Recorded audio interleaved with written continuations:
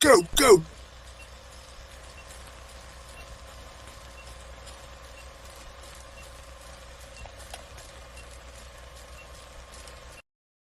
Champion, it's time for cat massage.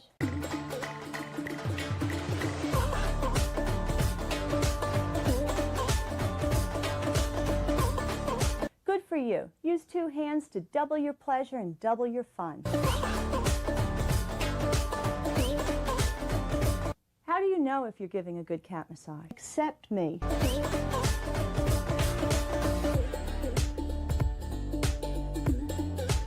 A whisker watch alert is in effect here. Boring.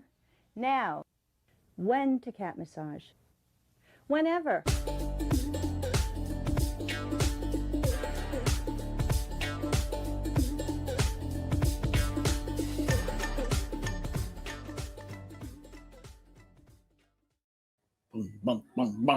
Oh, we got some lanterns action happening. Welcome to the show. It is Tuesday night. It is Comic Book Show and Tell, the show where we tell about comics, and I am super excited, joined by my good friends and a special guest. So, right next to me, we've got Sharon Stone. Well, if you didn't see our thumbnail for this Sunday's is it this Sunday? Public Domain Theater? Or is it? Yes, it is. Okay. It is yeah. Definitely an indecent proposal. You need to go get some because it's sexy. We've got Johnny from Johnny's Comic Stuff. We've got Eric, who spent all his monies at the con. Eric from Side Quest. You got no monies left? I got no money. Well, I got maybe a couple bucks. The wallet's a lot lighter. And that's the good thing about a con. You can clean out your wallet. It's like that's true. Like exactly. It's spring Knock it con all cleaning. Underneath Eric, we've got Adam from Up and Adam, the Song Bell. You think not him Bo, but Song Bell. I get it. God, you go so deep. I always need an explanation. Special guest on the bottom row, our center square, Matt from M-PRESSIVE Comics is back. Hey, Matt. Hi, welcome back. Hello. Thank you. And rounding out the panel tonight, our good friend Rich from Big Nasty Comics, the Titan of Ohio, the Dodger of Storms. Yes. Good thing I'm slow.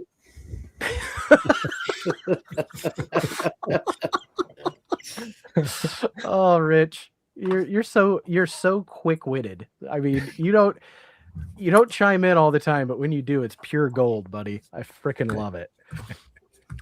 So yeah, the weather's been crazy. My son's school actually got canceled because they couldn't get buses through some places in our town. Oh wow! What? That was yeah, because everything is so flooded. The river the river I drive over every day to get to work was scary. Like You get that canoe. You should ford the river. It was very Oregon Traily. But yeah, I don't know. We got lucky. Some places in Indiana obviously did not. Chonko's up north where it got really bad.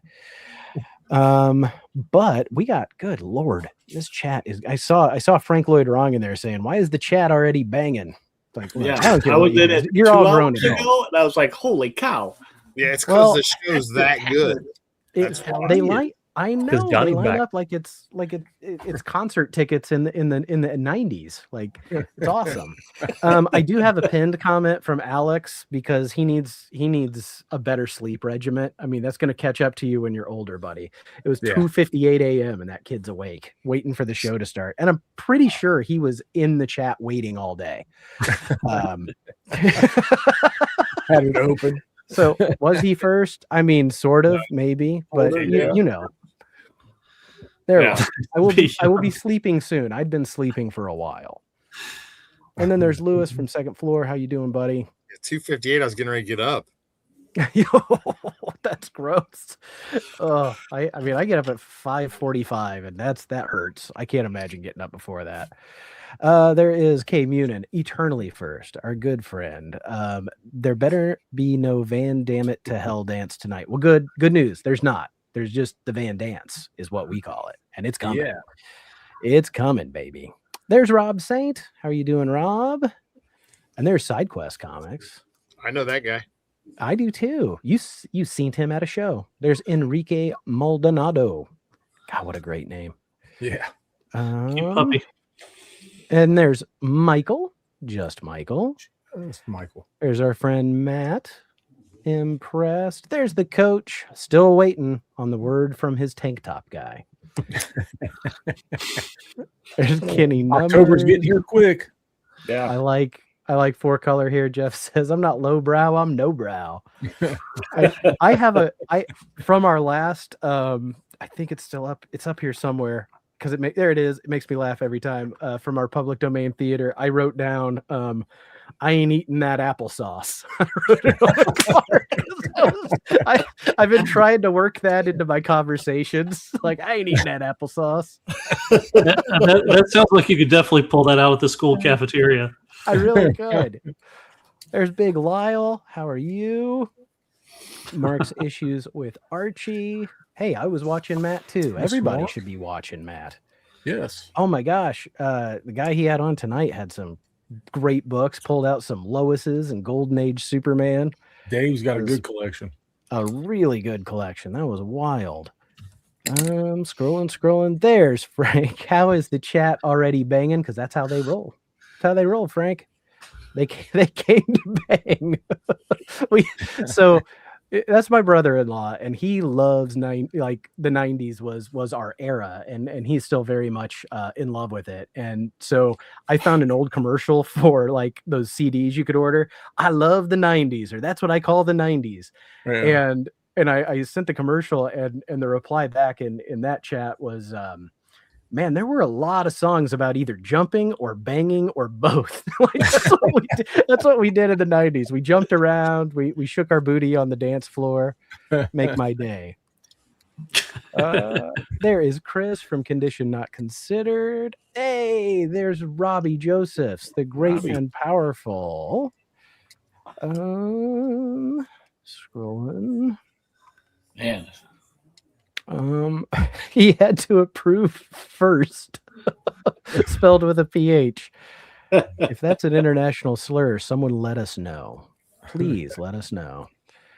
There's Raph. How you doing, Raph? Thanks for being here. Yeah. There is Cryan Marsh from South Dakota. Stevie D. How are you? If you want a fun time, my one big pleasure from the week was watching Stevie D open up Eric's AOK that he sent. My face hurt from smiling. If you want to see like pure joy, that was it. So amazing job, Eric. Yeah. Thank you. Hey, there's Matt. Okay, that one's in my queue. I've got that one in my queue, and then Eric T already has his like weekend video up from the con. No, that was actually a week ago. So okay. I still filmed it that long ago and just decided to put it up. Yeah. And there's Mr. K Love. You are not late. You're just in time. Oh, look who's showed up. There he is. Eric J, the himbo hustler. He's wearing the right shirt too. Oh, he's wearing the right shirt. Trust us. He's wearing the right shirt.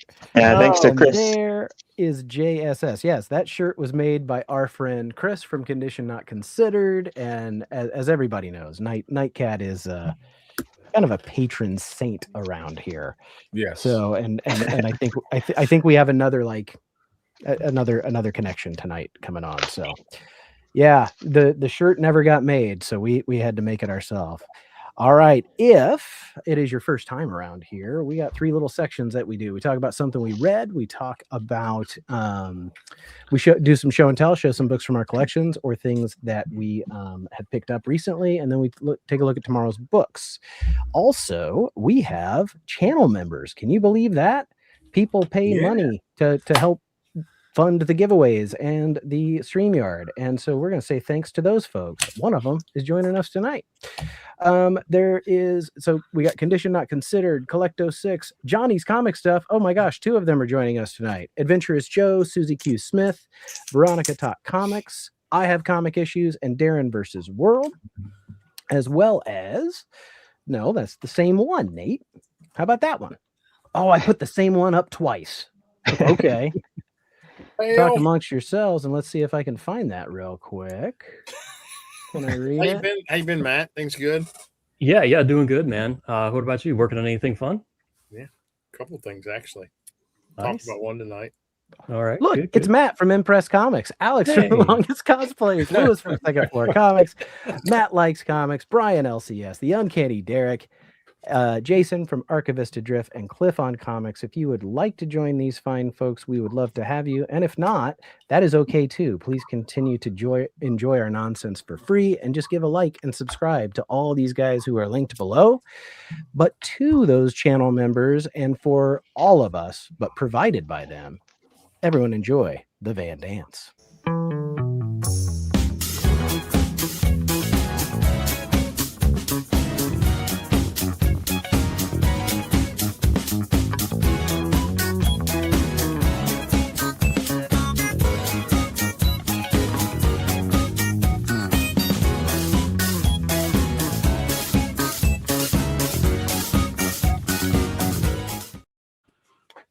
Yeah, I don't know that we've ever really discussed it, but he's wearing like dress slacks. I know those are flexible pants, weren't they? And they're like shiny. I mean, those are like church or funeral pants. I mean, you know, in a lot of, have you Nice seen pair of where he's like Dockers. wearing a full suit and still does like kicks above people's heads and things? So I don't know if he has specially tailored, you know, martial arts suits. I know I'd be ripping them if I tried doing that. Yeah, Yeah. I mean should be an ad for Dockers. I mean, it's just like perfect for the How flexible are You ever pants? seen you've seen those yoga pants that look like jeans, right? So yeah, Yeah. But here's the thing, work asked me to stop wearing those for some reason. yeah. I mean, Oh, hey, they Nate. said the dress code is you tuck your polo into your pants. So I did. And they're like, you have to stop this. Hey, Nate. I believe came in and had made a request for the Hot Chick, the Rob Schneider classic, the only one film that I believe Roger Ebert walked out of. So I think he won some of that. It's one of the worst things I've ever seen, but I guess I'll try to clip some Rob Schneider classic media for him later, because I'm sure that's what he meant. I love that JSS is posting an article on Nightcat for us. Now that is some wrenching, and he is going to be on Only Slabs, I think, next Saturday. I think this coming week. So Yeah, this coming week. Is what I saw. So I don't think Lewis wants Rob Schneider for some reason. Well, I've got a couple really good ones that I read that I want to talk about this week, and I can't wait to see what you guys got. So let's get ready to talk about something that we read.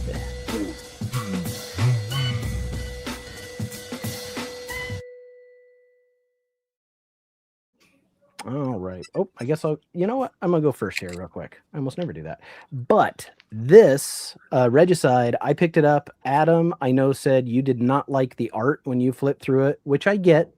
But this was extremely dark, like grim dark fantasy. And I just really like the story. They compared it in the preview to Berserk, which is one of the only mangas and animes I've ever actually read and watched. And it's super dark. And I mean, without going into any crazy spoilers, this guy shows up wearing like a Dr. Doom mask in this village. Oh It's man, hard to trying to see. get me. So this guy shows up and he wants this farmer to come with him, and it's regicide. They're gonna go kill the king because the king is evil. And then along the way, they meet this woman, you know, they go to this, and she is a centipede lady. So there's all this evil, dark body horror monster stuff. I loved this. I really did. $3.99. I can't wait for the second issue. And then over the weekend, Eric J and I went to a toy show that has this like parking lot sale quarterly, and Chris was there too, our friend from Condition Not Considered. And I, at Half Price Books, found this trade of The Adventures of Dr. McNinja. Nice. It's the first 3 issues. I got a second trade too. This was only $3, and this was so damn funny. I've read the first 2, and in the first one, what happens on the cover is what happens. I know you can't see it, so I'm going to read it to you. It says he's a doctor. He's a ninja who's a doctor, and he says, "I have no idea what my gorilla receptionist is saying, but I do know that this boy has Paul Bunyan disease, and if I don't operate right now, he'll transform into a giant lumberjack." all of this happens in the comic. Like the kid Oh, that's turns awesome. into a big Paul Bunyan. There is a gorilla who's a receptionist. Yeah, they got me right there. Gorilla I knocking know out it a was like window. ape on the cover. Eric's got to get it. There you go. There's Paul Bunyan. Oh my god. Every page has a little, like, it's hard to show, but just a little bit of text at the bottom that's kind of a joke about the page. And one of them, like, the artist couldn't ink it, so the writer did it. He's like, this was inked by me. That's why it looks like shit. So it even had like behind the scenes stuff. So it's black and white art, very reminiscent of the humor of the Tick. I can't wait to finish this and read the other one. And I'll probably have to see what else these guys have done, because it was good. I really loved it. Eric J, what'd you read? Okay. So I got this RT 237. I believe it was Eric who got me this, and one of the fun stories is in the beginning, Archie's packing for a camping trip. He forgets to get some rope, so goes out to go shopping, and his parents find out his friends are dropping stuff off for him for their camping trip. And first it gets a little weird with Reggie offering like was it like a letter bound like manicure set.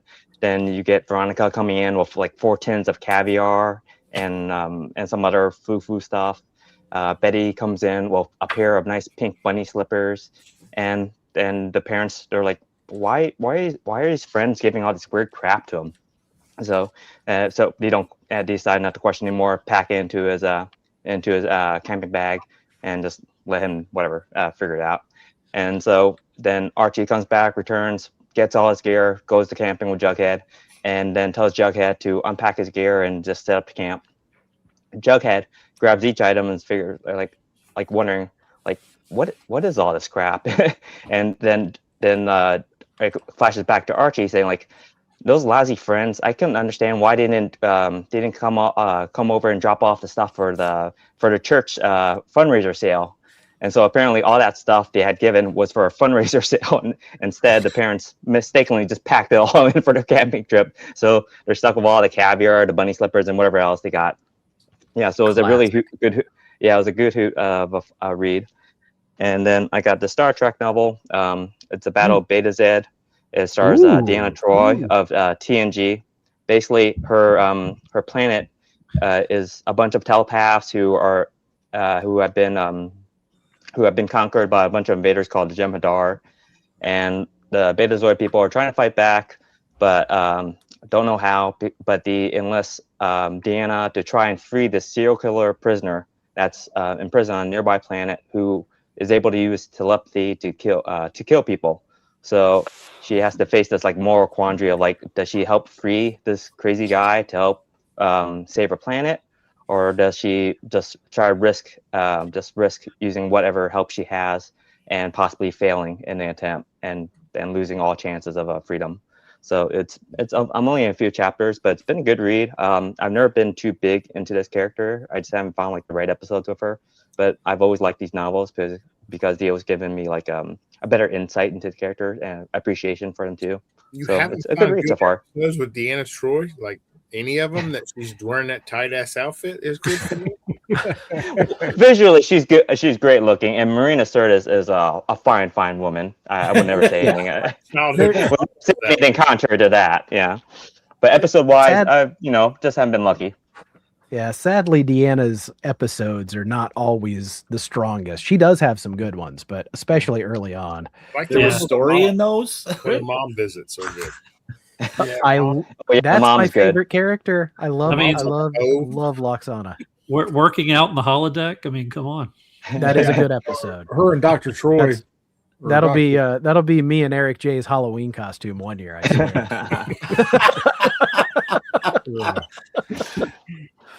Not Dr. Troi. What's the redhead's name? Crusher. Crusher. Yeah. Well, they would be doing the splits, doing this stretching. Mm-hmm. It's important to warm up, Rich. It's important to warm up. It's definitely important to warm up. Bleeding Hearts. I haven't read it yet. I like this issue. Still enjoying it.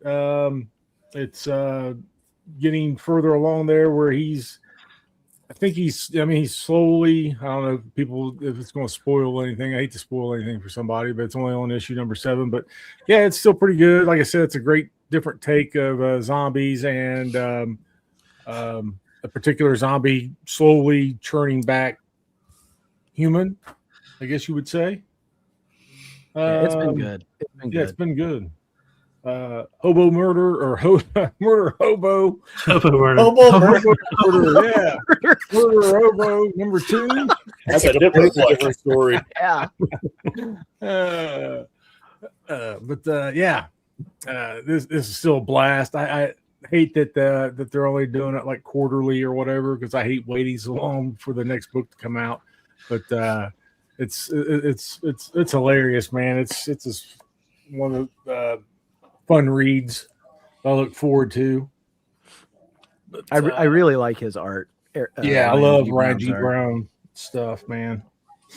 Fury of Firestorm. I'll get my. This was a good one. It was a good one. It was a good one. This is just, it's blowing my mind how good this one is. I never thought I'd be reading Firestorm again, but it's really, really good. Yeah. You're not reading it, you should be. Definitely recommend. It's DC horror type. It's a weird mix, man, of how they're doing it. Then Absolute Batman meets Absolute Clayface. Yeah, that was weird. Gets his absolute ass kicked. So he gets his absolute ass kicked a lot, honestly. Yeah. He's learning. He's young. Yeah. It's like year 1 almost, really, for Absolute Batman. It's really good. Forget the guy I was going to talk about. Oh well. Barbara Gordon. On the next one. This one still, it's cracking along. It's kind of getting slow. It's a little crime story within a prison, basically. Yeah. And I'm still enjoying it, so I'm not throwing it away. I think it's only like a 6-parter anyhow. So yeah, it's a mini. Yeah. So we'll see. It's only got a couple more parts. It's got to come to a conclusion sooner or later. Dork, Dork's just a fun book, man. It's no brain twisters there, or any real deep thought. It's just kind of like a Gru adventures type thing to me. It's how it is to me. Not as anybody else, but I'm still enjoying it. I enjoy the art. It's just a fun book. And speaking of Clayface, I'm enjoying this one, man. It's I think because the movie's probably getting ready to come out. It's the reason why they're doing this. Yeah.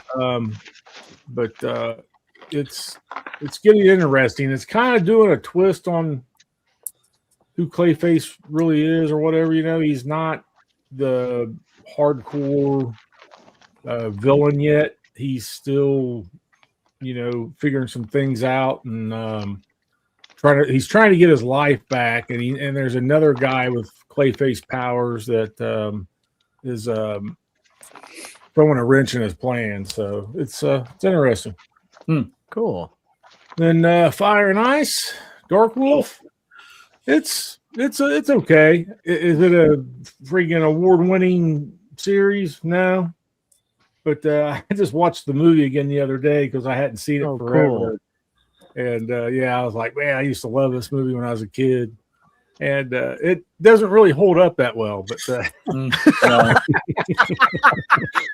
what you remember when you were a kid. But the book it's Dark Wolf from that movie, so it's kind of interesting to kind of follow him. And he's kind of a rip-off Conan character in a way, but at the same time, he's a drifter that is always trying to do good. He's always getting mixed in with something and sees it through. Type of person, but and then Regicide. What do you think? Well, Adam, I'm with you, man. If the art was like it was on the cover, I'd have loved it. But the art just kept throwing me off. It was kind of. I'll give it a couple of issues to see how it is, but in this one, I was just like every time I turned the page, I'm such a visual person. It can, even if the story's really good, it can kind of pull me out when I'm reading something. Sometimes. I went to the artist Instagram page and noticed that like when he draws one thing or draws big, there's all this detail. It's really good in this. And I didn't mind the art. I get why people, it's pretty muddy and scratchy, but I liked it for what it was.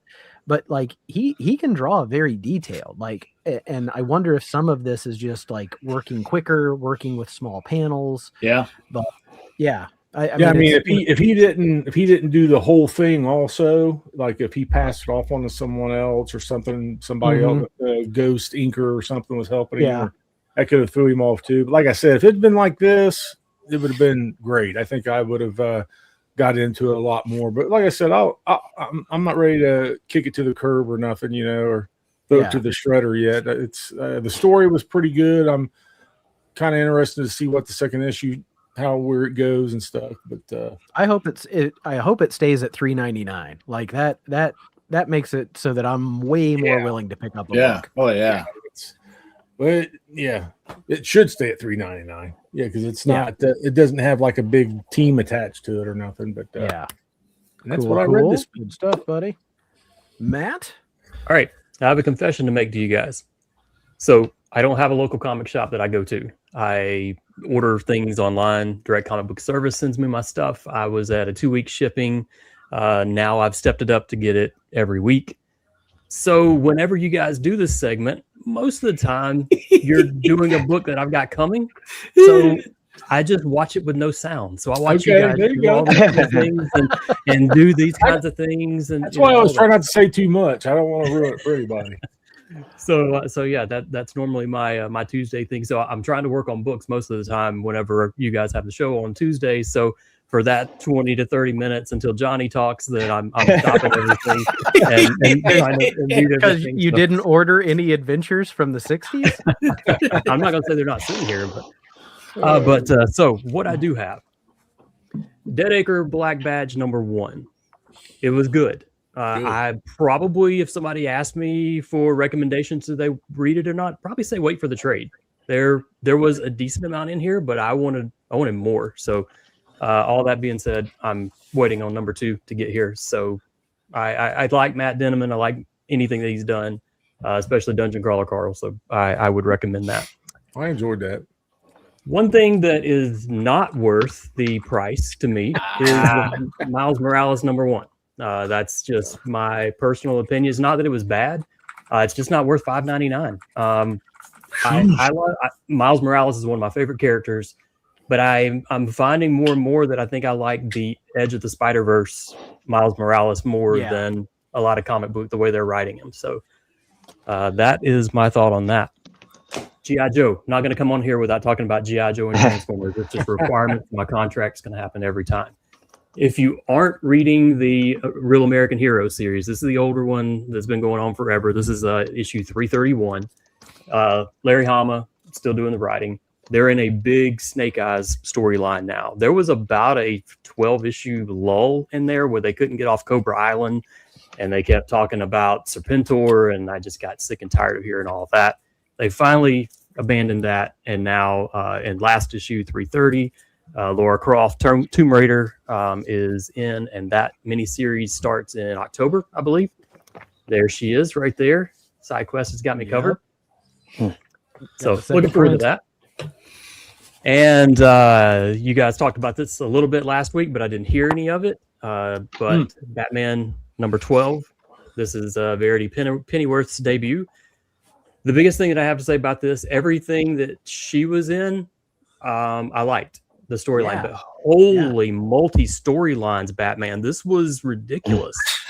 Every other page, every page and a half, there's a new storyline, a new introduction, a new this, new that. A little bit busy for my taste on that one, but have you been reading that one since it started? Yep. Yeah, plant the seeds. They're planting seeds. Yeah. That's really what it was. I'm with you. Enjoy I that series. thought as a character introduction, like they made her fun. They really did. Yep, I'm looking forward to the way they write that, and I had no doubt that Matt Fraction would be able to get me sucked into a new character. I'm gonna be mad when she traders on him. Turns trader. It goes heel.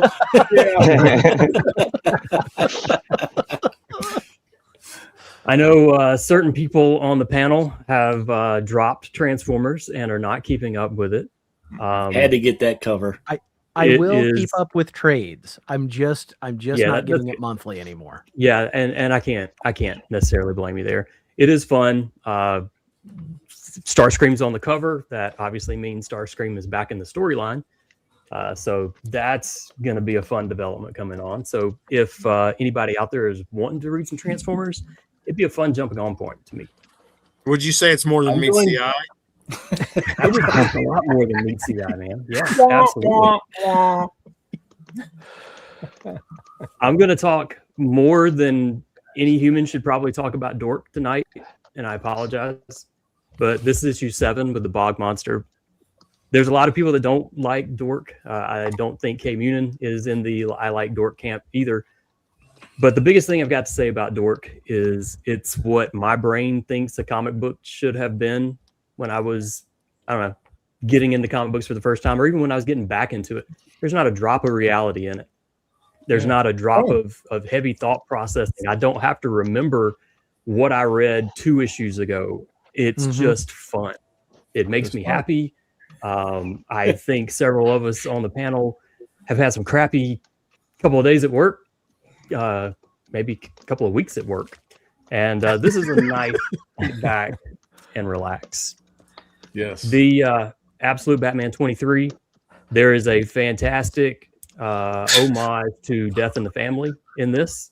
So if you are a Batman reader, you should pick this one up and read this. Whether you've been reading Absolute Batman or not, I like this. This is the Kari Andrews, however you say his name, his cover on it. Very, very cool series. And I'm not going to come on here without bringing a mask. Oh, yeah. So it's great. I mean, if you don't like Mask, you're not going to like the storyline. But I haven't met anybody yet that does like the toys, knows the cartoons, and that is my age at 49 years old that doesn't like it. So so be like us. Be cool. Be cool. Best read of the week. It's fun. Best read of the week was hands down Masters of the Universe Genesis number 1. Wow. So why is this so good? This is the Skeletor I have wanted for my entire life. There is no hokey, and I like a hokey Skeletor and all that. This is less Pinky and the Brain taking over the world and more like Thanos wanting to change the world to bend to his will. And the art that is in this guy, I hope I can get some of this to come across. I hope you're going to press that book. Good Lord. This one came in and was bent all to heck. So I have a replacement copy coming from DCVS. Yeah, Alex and Wiggy both liked this book a lot. It is. That's and cool. I almost wasn't there a Lee Bermejo cover for this? Because I almost got it. Yes. Yeah. I've got that one coming from Midtown Comics that's autographed. So if you want signed copies of this, they have them at Midtown Comics for $6.99. They're double signed. I also have one coming. No. Not my book, but there's 2 signatures on them, and it's the Bermejo cover. It's a sweet cover. Yeah, it is cool. That's all I've got. But very cool, man. Some good stuff. Matt, can you repeat all that? I had you on mute. Yeah, absolutely. If you'll in about an hour, just go back and just drag that cursor all the way back. Then you Not too funny. Rich, you're the one supposed to be on mute, right? Yeah, you're always muted.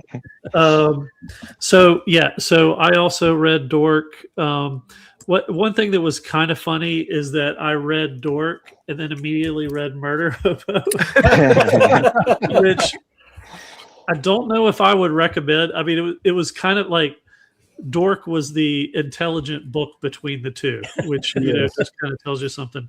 But I really liked the bog monster. I thought that was just like a cool little imagery. I love Brett Bean's art style. It's just really how fun. cool are the covers in that series? I mean, even Frank Cho's B cover and now the ABC for number 8 is coming out. It's so good to look at. But if you like to read, you need to read Murder Hobo because there's a lot of reading in that damn book. Yeah, Murder Hobo was great. I got the Ryan G. Brown variant or whatever. But this was fun, but it was like, they're both similar kind of like adventure type stories, but Murder Hobo has more like, potty humor in it. So it was, and that's what gets you pink eyes, potty humor, right? So that's fun. One of my, I really loved Cult de Sac, which is Cullen Bunn's new thing from Ignition Press. So it's a story about like a family moving in to a new neighborhood, as you can imagine, with cul-de-sac. And yes, there is a cult that's in it. So, I mean, the title kind of tells you, but it's I get it. There's kind of a crazy like HOA that's involved that is trying, as soon as the family moves in, they're like, busting them on. They're like, well, you got to move that boat. And they're like, well, we're moving everything in right now. I'm going to be moving it, but it's like, there's weird HOA people and there's like kids that like the kids of the family that are moving in. They're like, oh, they're cool. There's kids in the neighborhood. And the kids just kind of stare at them from a distance and then just kind of slowly move off. So it's just like a lot of weird stuff that's happening with it. And it kind of like the end of it kind of sets up with some like cool creepiness, cultish stuff that's going to be happening. So I really enjoyed it. Can't wait for the next one to come out. Like Tom Hanks, The Burbs. Yeah. And I showed this last week, but I actually read it this week. Was it's a great this cover. is the Arachnid Enforcer by Jim Mahfood that was part of his Kickstarter. This is this is a thick old bastard. Oh yeah. Like, I mean, it was a Kickstarter, so it was kind of funny. I mean, I think it was like, I don't know, like $15 or $20 or something like that, which you're thinking like, that's a lot for one issue, but it is independent. You kind of support that. The story, it was just really fun. And it's kind of Spider-Man that is, getting to fight a lot of his villains. So there's like Mysterio and Hobgoblin and some of the different characters in there. He meets this really hot redhead and who's Mary Jane. And so, but she's like a sorceress. So she's like, well, in order for me to summon powers to fight the villains, like we need to have sex. And so he's like, oh yeah, okay, all right, let's do that. I'm in. So there's just a lot of funny stuff that happens in it. Jim Mahfood's, let me try to find a page because there is a I haven't gotten mine yet. I don't know why. You should be getting it pretty soon, I think, unless you might have ordered some crazy stuff. It goes in alphabetical order. His name starts with an A, yours starts with a B.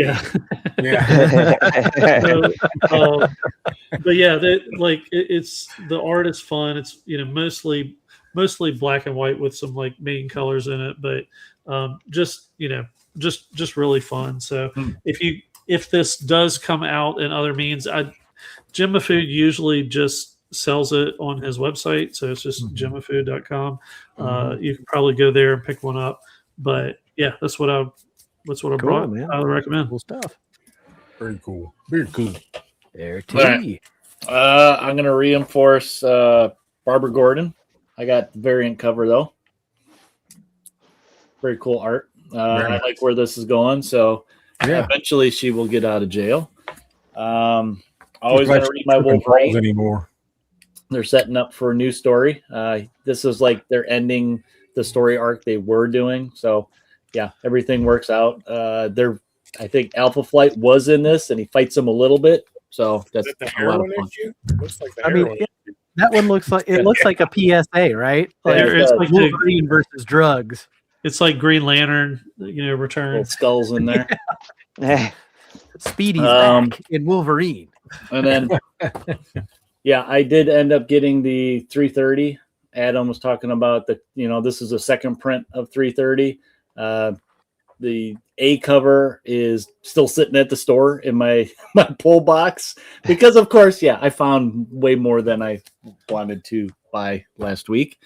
And then Aquaman, he fights Poseidon in this. Pretty epic battle, which is kind of cool. You see the level of his upgrade. And he does at one point call his animal friends. So I was like, yes. Yeah. So I'm still digging this. They're really trying to do something epic with Aquaman. So it's kind of neat to see what they're doing with that. But okay, so what I actually enjoyed reading. Now, this one I haven't read yet, but Nate, I took a chance. It was I haven't in the read store. mine yet either. So I picked it up. I mean, we love this cover, so I'm like, all right, I'll try it. He's holding the pizza there. I love how terrified they look while he stands in a trench coat with a slice of pizza, not a gun. They're like, holy crap! The thing is, who holds a slice of pizza like that? It's almost like discouraging. Yeah.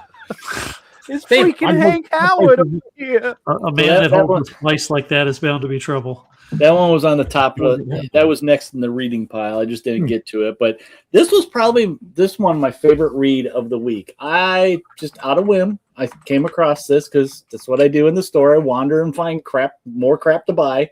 But Grendizer?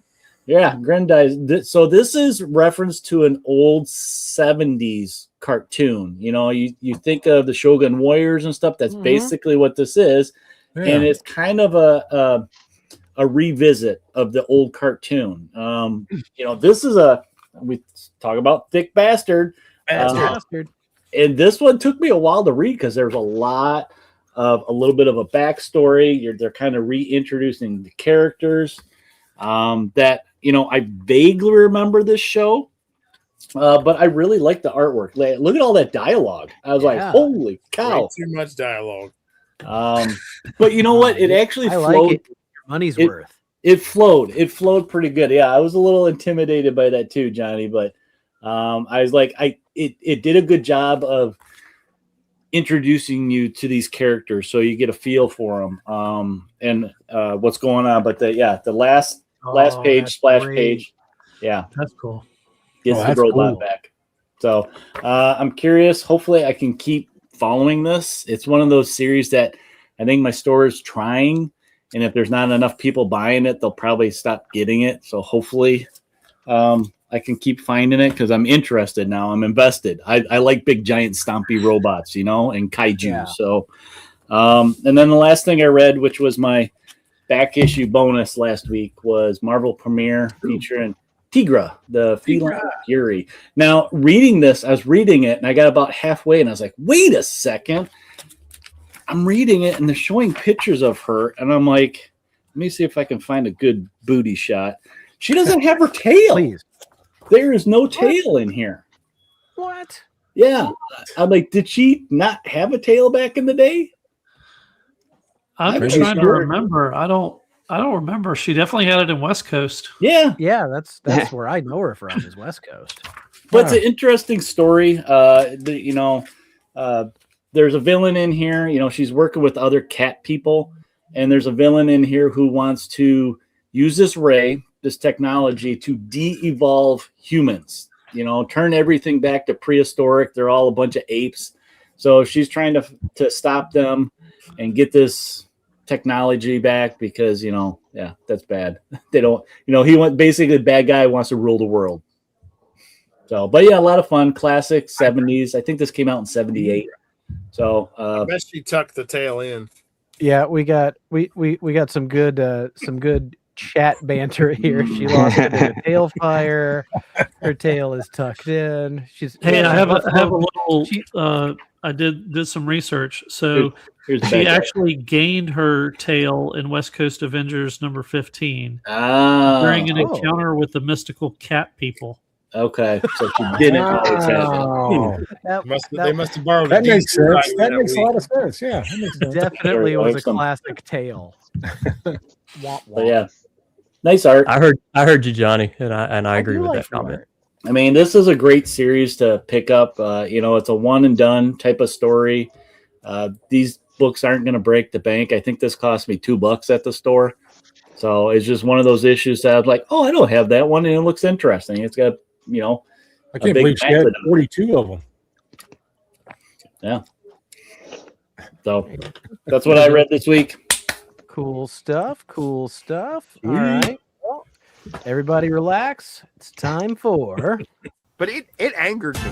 Absolute garbage from beginning to end. Plot makes no sense. All the characters are fucking stupid. Yeah, I will still stick to that. All of the fucking Legionnaire kids are stupid. The character names are stupid. The characters are stupid. They're not actually in this book, though.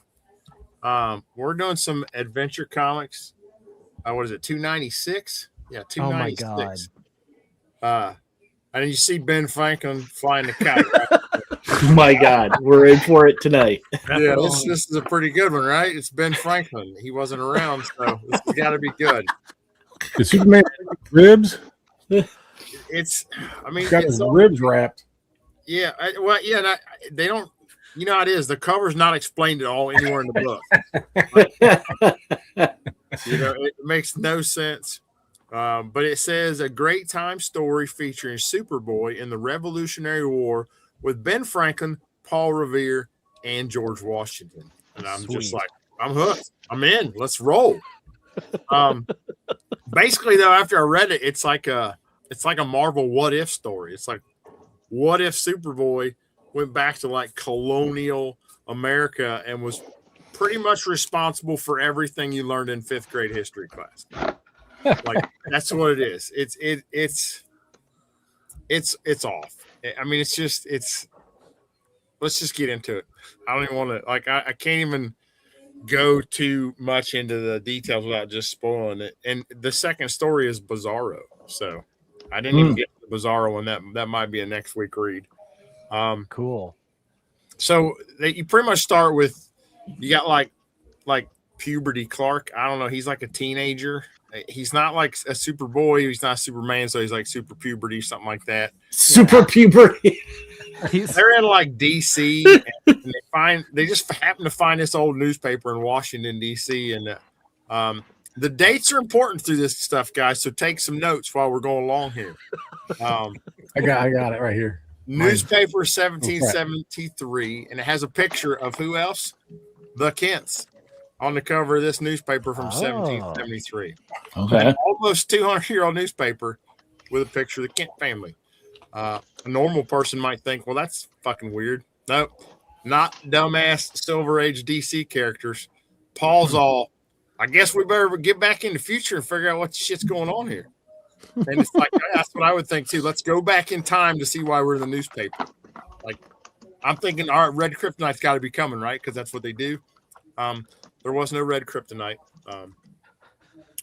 And because it's Silver Age DC, apparently this is something they can just fucking do. They can just go back in time. It's not even a problem. What's good though is they're like, let's find some. I think it was Paul. He's like, we better find some time appropriate clothing.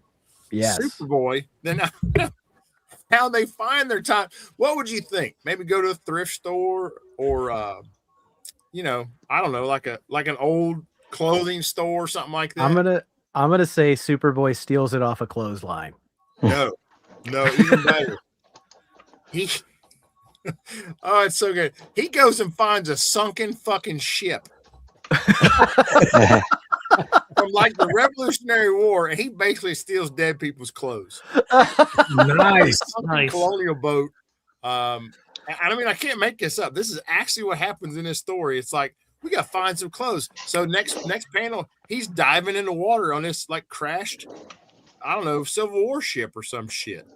And it's insane. And I'm like, all right, I'm one page in, and this is already possibly the worst adventure comic story I've read yet. And we've had some doozies, I think you can say. Anyways, they go through time. These that dumbass time bubble thing. We had that a couple issues ago. It's made out of some special plastic, and they go into all the idiocy of how it works and all that shit, which I think it's just trying to like impress a kid in the 60s. Yeah. As soon as they get there, Paul's like, I gotta get a job so we can rent a place to live. And again, I'm just like, I mean, I thought we were just trying to figure out what's going on with the newspaper. Like they're like setting up shop, you know. Clark's like, shit, yeah, that's a good call, man. I'm gonna go find a job too. Immediately finds a job with Ben Franklin at the Pennsylvania Gazette. Because of course he does. It's necessary for the story. Like you can't have the story if he doesn't have a job with Ben Franklin, right? So apparently in colonial America too, you couldn't walk like more than 15 or 20 feet without bumping into someone whose face would eventually be on money, because that's his whole story. It's the dollar, then the $5 bill, then the $10 bill. Like we're just going through them. And this is where they really should change the title. They should go back and I think it's just called like the Revolutionary War story, but it should be like America would be fucked without Superboy. It's literally what it should be called. Because what do you think Clark's first assignment from Ben Franklin is? It has nothing to do with the kite, I can tell you that. Hey, there's this dude named Paul Revere. He's going to be on this horse. I need you to go check it out. I don't know if you remember Paul Revere from American history, but he's kind of famous for the Midnight Ride. Apparently, my history book forgot a very important fucking detail that this would have never happened without Superboy. I don't remember that being in my history books, but this obviously clears that up for everyone. You know, this is if you're not familiar, it's the 1 if by land or 2 if by sea or whatever. Actually, the whole world would have none of this would have happened because one of those lights actually went out. And you guys know that Superboy uses heat vision to light that sumbitch back up. Oh, thank goodness. I mean, thank Christ that we'd be screwed. Right? Because that's how we know American history depending on a teenage alien from Kansas using his 2 8 laser eyes. Yeah. 2 if by sea. So if we don't have laser eyes from fucking Krypton, we're all, I don't know, we're speaking British instead of English, right? Spot of tea. Yeah. That's the thing. I couldn't drink tea. I'd be dead. You won't be drinking that bourbon, Adam. No bourbon for you. So they just kind of quickly transition. They quickly transition away from Paul Revere. Now we're going to go sign the Declaration of Independence. And even if you're not an American, even crying, Mark says we'd all be speaking English. Yeah, that'd be bullshit, right? That's what I'm saying. I mean, I wouldn't be able to talk like this. I'd have to say, "Hey, mates," and a bunch of stupid shit. But even if you're not American, I know we have some Canadian friends in the chat. I think most people know there's a giant signature on our Declaration of Independence. I always thought it was Herbie Hancock. Actually, it's not. He wrote Rocket. It's John Hancock. And unfortunately, again, they don't go over this. He had a sprained hand that day. Did you guys know that? They cleared it all up in his book. It was so sprained. Wow. He didn't hold his pen. That's the crisis that we're dealing with next. Not British soldiers, not them disagreeing on politics or oh, hey guys, we're getting ready to commit treason, which is something we could die for. It's like, man, I got a fucking sword. I got to out you guys. And apparently he can't just like do the other hand. I could wing it, If I'm committing treason and I got to get this done, I can wing it with my other hand. It wouldn't look pretty, but I'd be making my mark. I'd get it done. So he needs some help. He needs someone to help him.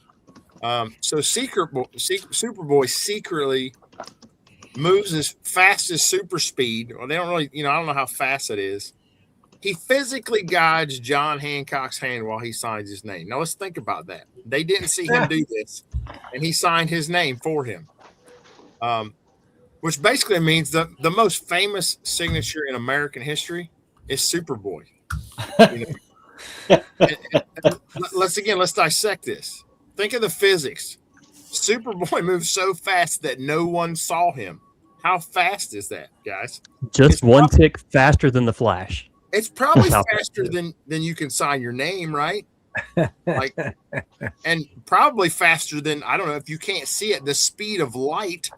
So wouldn't it make his sprained fucking hand a whole lot more painful if it just moved that fast signing his name? It makes zero sense. I mean, again, these aren't typically don't make sense. So let's move on to some more dumbass ironic shit. So right after this speed signature happens, a gust of wind happens to come by and blows it in the Declaration of Independence out the window. I don't know if you've ever seen this thing. It's fucking huge. You know, it's like a poster, and it's on like 1907 or 1700 paper, which is like it's like as thick as a rug, and it just got right out the damn window. Because you know, again, they got to have plot, and they're just coming up with shit as they go. They're trying to cram as much U.S. history as they can into these 9 pages of story. You know, ironically enough, too, Superboy says an iconic Doc Brown line. He goes, "Great Scott, the Declaration of Independence is blown away." And I got to go fly my ass. He doesn't say I got to go fly my ass off and catch it, but, you know, basically that's what he's saying. And during all this bullshit, he manages to slam into the Liberty Bell and crack it. Yep. Oh, man. For this story, Superboy also cracked the Liberty Bell. So Nice, Paul nice Revere, move. he's got Paul Revere. He signed John Hancock's name. He stole clothes from dead people.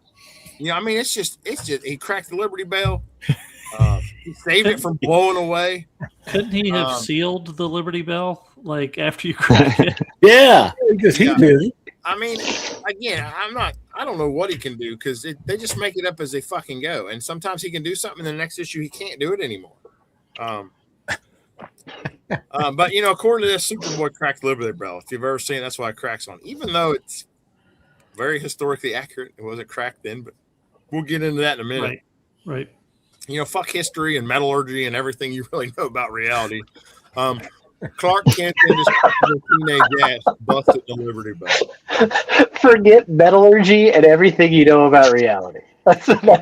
I feel like that's the first time that sentence has been put together, and it happened here. Well, so he just look at this. He just flew to save the Declaration of Independence. He hits the Liberty Bell. He cracks the Liberty Bell. Now he's flying back. He's in his Superboy shit. What's Superboy wear? What color is that cape? It's red. Thomas Jefferson's like, it's a Britisher. It's a Britisher coming. It's a red coat. Because he sees that cape. Not that the guy's flying. And literally they say Britisher. That's what they say. They don't say like or a red coat. They say he's a Britisher. Never heard that word before. I don't even think it's a real word. I think some jackass made it up. But we're still not done taking a giant shit. This is all out of order and how it actually happened in history. But DC cleans that shit up too. Obviously, like the cover. Guess what we're going to go to next? The kite. Which happened like 20 years before the Declaration of Independence was signed. You know, it happened after it in this story. There's a time bubble. Yeah. Liberty Bell didn't get cracked to the 1800s, but anyway. So wormhole messes up everything. Yeah, we get to this kite experiment. Of course, though, do you know why he can't? It's not going to happen again without Superboy. This wasn't in my history books, but Ben Franklin didn't have enough string. Like, seriously, that's what they go to. He's an inventor, a scientist, philosopher, statesman. Apparently gets halfway through one of the most famous experiments in fucking history, and he goes, shit, I didn't buy enough string. But Superboy's got it. He takes a nail and stretches it thin and makes more kite string out of a nail. Nice. So, again, we're at this point, Superboy's responsible for Paul Revere's ride, John Hancock's signature, the Liberty Bell cracking, saving the Declaration of Independence from blowing away, and Ben Franklin's science experiment with electricity. And this is 3.5 pages of comic book history. Of course, we're not done yet, guys. You know what we're going to do now? We're going to have a tea party. Oh my gosh. Now we're going to the tea party, which, again, if you're not familiar with American history, a bunch of guys dressed up like Native Americans threw a bunch of tea into the fucking harbor and said, screw you, Britain, you suck. You're not paying your taxes. So this is the best part of this story, in my opinion. Superboy, literally, the words that he says is, my super hard body is keeping that mass from hitting my on a boat at the tea party. So they're trying to fake their death, right? And this mass snaps, and he's hiding it like so people will think they all died. He's underneath this mask holding it up, and he's like, my super hard body is keeping that mask from hitting my back. I'm just like, fuck am I reading now? What's his hard body doing with the mask? Now Johnny's in it. He's in it. I need to just quickly move on. I think this is going into a different story that I'm not really interested in reading.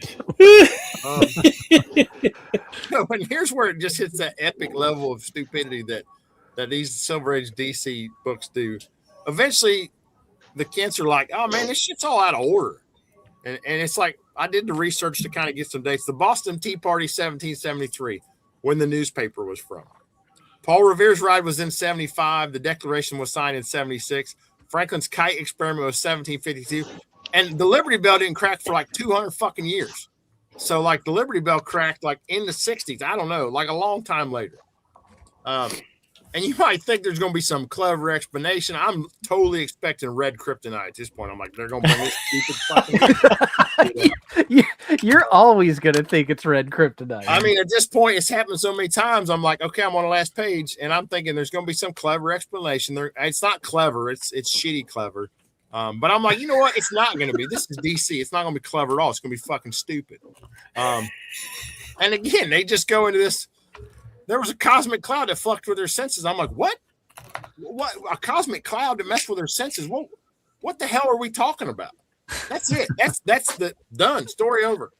And they at one point on like the third page, he just goes, "Oh, look at that cloud," and you don't even catch it in the story because it's like so irrelevant to everything else. So no explanation of how or when or why. Just little puberty soup's like, yeah, cloud back on page 2, man. That fucked everything up. I'm not even sure the story understands its own explanation. Like, I don't know that. I mean, maybe expecting it to happen in chronological order is asking too much. I mean, it's like they wrote it and the guy didn't know and he went back. He's like, shit, I wrote all this out of order. And he had just like, how do I clean it up? I don't want to rewrite the whole story, you know? So I'll just make some shit up that it happened out of order because I don't want to fix what I mean, I feel like somebody's like, hey, Bob, this shit happened 50 years in the wrong order. And Bob's like, cool, I'll change it. I'll add a cloud to panel 2. And then in the last panel, we can just be like, that cloud fucked everything up. I mean, it's so stupid. And honestly, at least I got a break from red kryptonite. I feel like that's a win that I got to have an episode or an issue without it.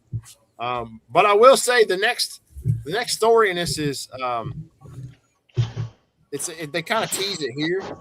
It just says extra Tales of Bizarro World, which I've heard great things about the Tales of Bizarro World. Yeah. And this one, it's the super loony lawyer. So I mean, it sounds like that might have to be my next read, but holy shit, man! I'm gonna eventually read all these things. I feel like that's where it's going. I'm gonna eventually have read every stupid 1960s Super Bowl story, and I'm gonna be dumber and have a lower IQ because but we're all entertained by it. Yeah, It's imagine amazing. these kids going to school like thinking they know their history, and they're like failing tests and everything because we got all the shit out of they don't teach you the Super Bowl stuff. I mean, literally, there's times I'm reading this, I want to be like, Jennifer, my wife, like, come look at this shit, and she knows nothing about comic books. But I want to look how fucking stupid this is. Never ever let facts get in the way of a good Action Comics issue. It's not a good issue, man. That's the problem. I would have had no issues if they did it in order. Even I think I would have just felt a little better about it. But it literally was like someone just took a bunch of data that he didn't know how it went and put it together, and then went back and was like, shit, I put it all in the wrong order. Oh well. Well, you made me want to read it. I'll send it to you. You can have it. Sweet. It didn't sound like Nicolas Cage would have had that much trouble with the Declaration of Independence. Right. He would have been able to get it. There was like 9 things happened with that. All right. Everybody's favorite segment, Johnny reads DC Trash. But it angered me. Absolute garbage from beginning to end. Plot makes no sense. All the characters are fucking stupid. America. That's all I got to say. America. All right, we are already at an hour, so we're gonna try to do a little quicker on the show and tell. Do we need to do our for those of us that shake got to get count? up at 2 a.m, poor Johnny. But yeah, before we do that, thank you, Adam. We Rich has this great idea, so we're all gonna take our CLZ app and we're gonna shake it for a random book for something we're gonna read next week. So, gentlemen, shake your phones. Just for the record, I am only shaking Adventure Comics. Okay. See, I just read that. That's new. Oh, okay. I'll do this one. Are you kidding me? Is that number 1? No. What is that? Johnny, I'm reading X-Men number 2. Book. Number 2? You got so lucky. I'll trade you, Johnny. What if Doctor Strange? No, I won't read that. I got Avengers Forever number 5. I got an old Defenders. I mean, look at the cover. I get to read. Oh, that's a good. That looks great. Yeah, that looks great. That's a 70s Supergirl. Yeah. So, Defenders. That's gonna be great. yeah. Sorry, Johnny. There's Doctor Strange on the cover. At least I know it's a standalone story. It's a what if. I gotta write it down so I don't forget. Yep, I wrote down my X-Men too. I just screenshotted it. All right. Bravo, Johnny. All right, so next week we're all gonna talk about the one that we just shook out. And yeah, you like that? You like that? That's a good segment. Okay. Good idea, Rich. I really like it. Same. Agreed. Well, there's my show and tell.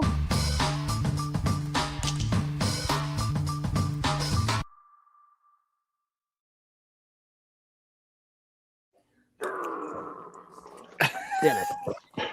All right.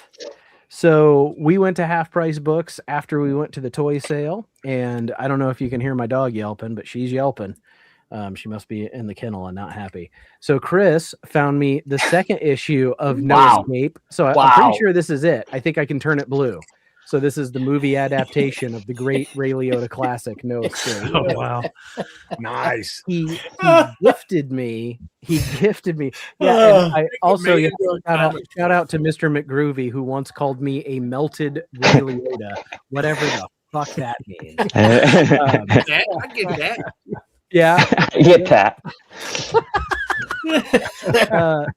Chris, also, I didn't know that this existed. This is a Grimjack graphic novel called Demon Night. And so it's oversized, introduction by Roger Zeleny, but it's written by John Ostrander, so the creator. And, interior art is painted and very, very Grimjacky. So I've never seen this before. I'm really excited. Very cool. That's almost my name. That's really close to your name. I got so this one's gonna go to one of you after I check it out. This is from Renegade Press called Black Zeppelin. I don't know.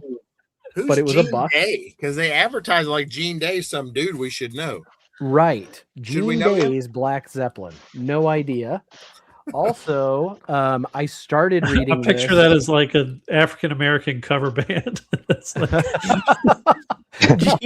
You're right. Yeah. Gene Day's Black Zeppelin, and they cover Zeppelin songs, and they probably do it way better. It's like Morris Day and the Times brother Gene. Yes. I love it. How about Interplanetary Lizards of the Texas Plains? Where did you find this shit? dude. Obviously, this is like a TMNT type parody. Black and white. Find these, Nate? The at Half Price Books in the dollar bins. Just wait. The last one I found is incredible. So I only have I have number 3 of that series. Oh, you have number 3, so maybe you need issue number 4. Maybe this Yeah, has to go in your pile. It was a cliffhanger. I got to know. This one has to go in Eric T's pile because it's a werewolf story. It's actually like 3 werewolf stories. Beware the Bite of the Moon Beast from America's Comic Group. Never heard of America's Comic That Group. looks but like good black and white. Oh yeah. good black and white, exactly. And I thought of you when I checked this out. Rich, you're the person I thought of for this one, buddy. Quality, so Fleetway quality, so 2000 AD. This is plain. It is. Oh wow. It's Whoa, a. look They at talk this about hair. right. They talk about Crom in here, and the back is just a virgin poster, which I think is super Look at cool. that hair, dude. That's awesome. I know he's They got some talk about product. Crom, like from He Conan. took somebody's picnic, tablecloth. See if I can find a good one here. Yeah, we'll just go with this one. Rich interior art by Simon Bisley. Ooh, wow. shit. And Hell on this yeah. page, Look at that. page, I'm pretty sure that guy's getting sucked up a worm's butthole. It does Yes. look like that. Yeah. I thought it was a nipple. Slain horn. That is Not awesome. like a nipple I've ever seen. And then the last book that I'll show tonight, Adam, I felt like this was you, buddy. This was you. This is one of the weirdest things I've ever read. It's called Rockheads. It's I had issue that. number 1. It's the only one. I said, So- I think I remember Rich showing that. Yeah. Okay. Yeah, it's so these two, those are high school kids. They're like Yeah. brothers in high school, but they look like they're in their 50s. It's been rough. And in the story, their mom was taking some kind of drug while she was pregnant, and when they were born, their heads turned into rocks. Yeah. And they're constantly like doing stupid shit. They'll fall and hit a table and shatter it because they're made of rocks. It's Love it. it's Oh, that's almost great. like reading an Archie comic that's got a weird like indie comic bent to it. It was weird, but I did enjoy it. Great. And then so we went to this toy show and I bought a couple of toys, but the one I'm going to show. All right. Anybody know what this is? Eric J, stay quiet. Anybody know what this is? It looks like a weird, like Luke Cage or Steel or Okay. something. What if we put on a chest plate and an ill-fitting helmet? Holy shit. Oh, Gladiator. Gladiator? Nope. It is Shaquille O'Neal's Yep. Steel Oh, Yeah, I said Steel, yeah. Okay, Steel. with Heck, all Nice. the pieces that it came with all the pieces that Oh my snap on, gosh. Oh including my god. his That's hammer. a find. It was a Great. find. It So was bad. $15, 50% off. I didn't hesitate for a frickin' second. And I know what you're asking. You're like, Nate, didn't they have good toys there? Yeah, they did. But I wasn't that interested. I even asked awesome, the dude. hammer. And then Eric J's got me going down the rabbit hole of this damn thing. Look at this. Look how stupid this is. Oh man, that's great. Oh my god. Eric J's got me going down the rabbit hole. They made the girl in the wheelchair. They made his motorcycle. Oh my god. I have to get all these. It's Oh my god. Oh my god. Oh man. so when I saw it, my first thought was, oh my God, that can't be Steel. And I looked at it and on the back, you can't see it, but he's got like a back belt buckle that says Steel. So this was too stupid. There's They no did a back. good. He's just Remember open how bad back. the helmet was? Look at that. Yeah. Yeah. That's It's great. like, it's, Still like, bad. it's like the Batman serial we're watching where the eye holes don't line up. So bad. Oh my gosh, it's so Man, great. That's awesome. So that is my show and tell. Wow. Eric J. You might have Okay. won, Nate. So at that same toy shop, Nate was kind enough to get me this cool little Jughead from Super 7's Reaction figure cool. line. Oh, nice. And I don't know if you can see, but it also comes with a sandwich. It doesn't look great because it's like a little bit too dark brown for my taste. Oh yeah, it looks But like yeah. it looks dark brown. Yeah, but the figure itself is pretty great. I mean, I love that, they actually gave him a crop of hair that sticks out from his head and a crown. And then he also got me this Battle Classics #1 DC character, DC War Oh, yeah. Heroes. Yeah, I got Cool. Johnny Cloud, Sergeant Rock, and some mysterious guy in armor. And then I finally was able to pick up the OK from Johnny, which got got the cool dingbats and Danger Street. Yeah, Cool. yeah. Very So nice. I'm really looking forward to this one because I've always heard about like the DC first, but I never got to check out the one aside from what Nate got me, which was a Dr. Fate. So I'm looking forward to getting the rest now, and I got another one knocked down. So thanks, Johnny. I know a guy that might have a few more of those first issue specials if you're looking for them. Oh yeah, yeah. If you got any spare, I'll be happy to grab them. But most importantly, I got the creme de la creme, my first slab. Nightcat. 9.8. This beauty. Technically, that's from Nate via Nate got an upgrade to his. Oh, okay. Yeah. But either way, I can't wait for all the panties that are going to be dropping because of this. I'm going to be showing this to everybody. I'm going to get so many chicks thanks to this. So thank you, Johnny. And then last but not least, Adam was kind enough to get me a Jonah Hex number 46. But then he also gave me this beauty. Oh, Man. Action Comics 7075 a cover tribute. He's got me as a red shirt.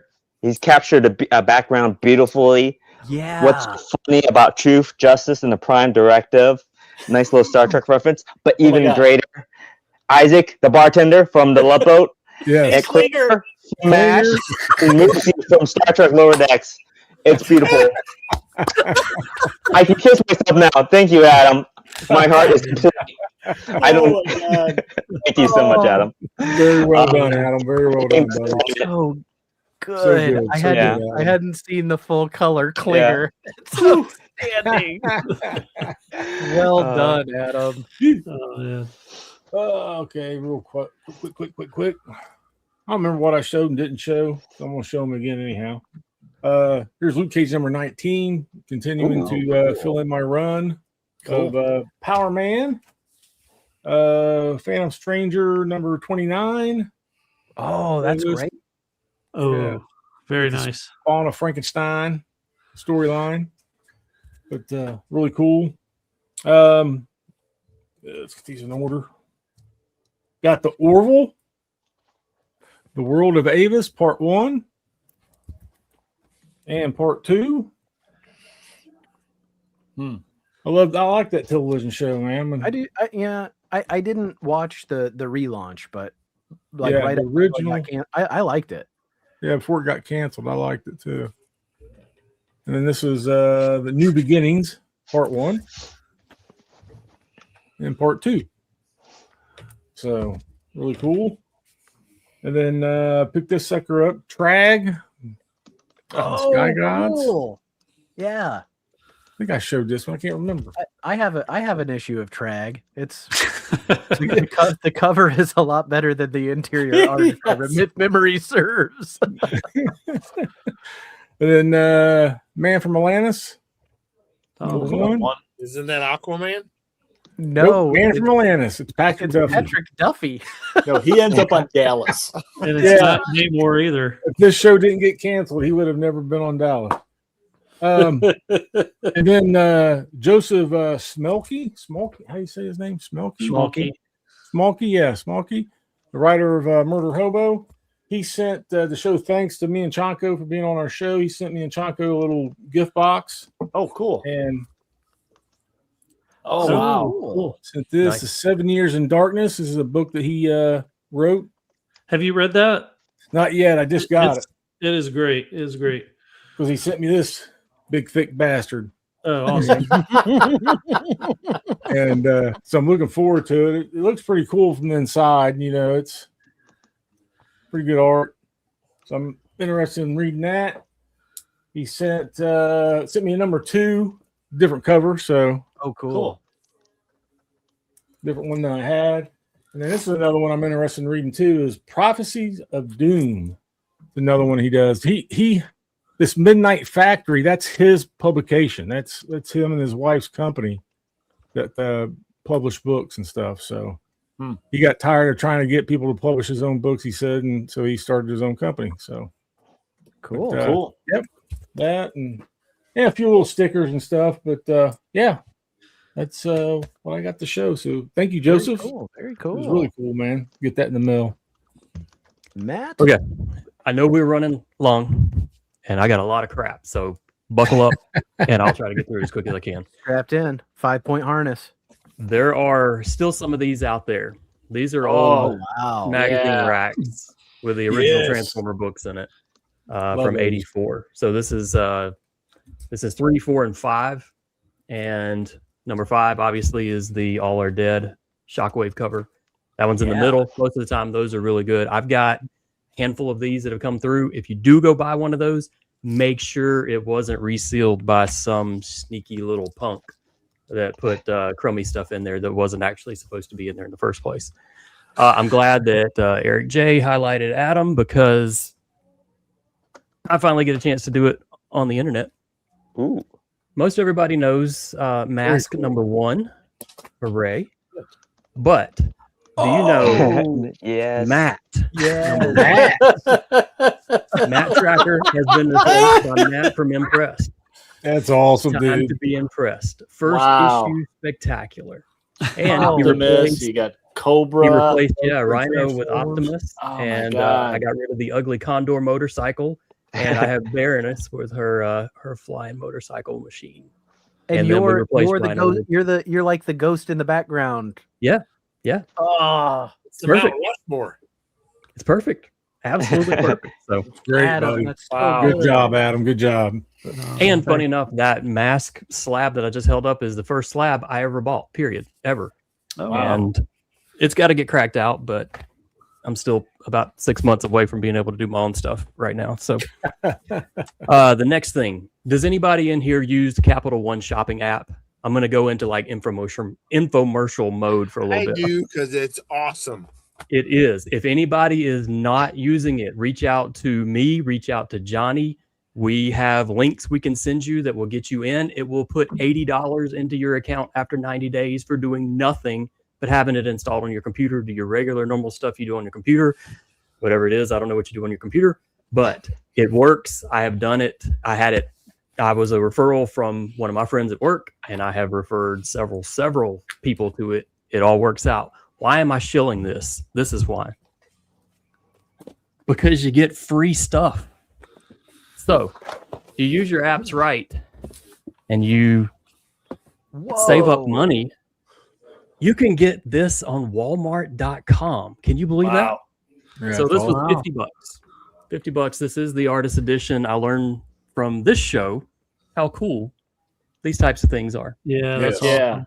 They're very cool. Wow. Yeah, I got Yeah, I like can barely $800 hold bucks on mine, Matt, just sitting there. Can't find anything I want to buy.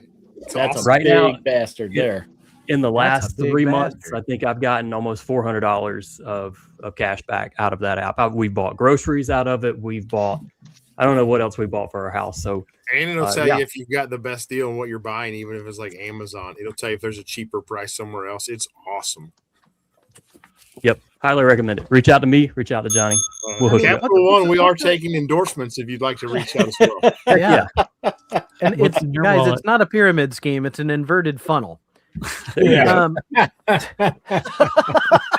So the other thing that I have here too, that I am not sponsored by, I am totally open to be sponsored by, Little Star storage boxes.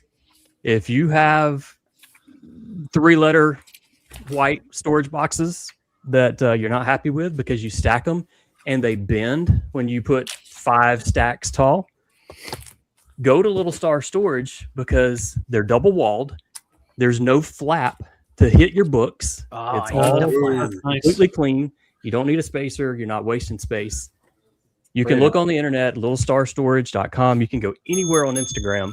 And the way they test these things is they get 300-pound guys to stand on these boxes. Oh, And it holds them up. It doesn't hit them at all. Double walled. Everything is. Dude, the no flap is huge. Yeah, is. it really is. That's what sold me on it. So they cost the same as BCW. They are now available on Amazon. You can get them. So if you're out, you're in the market for it, grab you a 3-pack of it, give it a shot.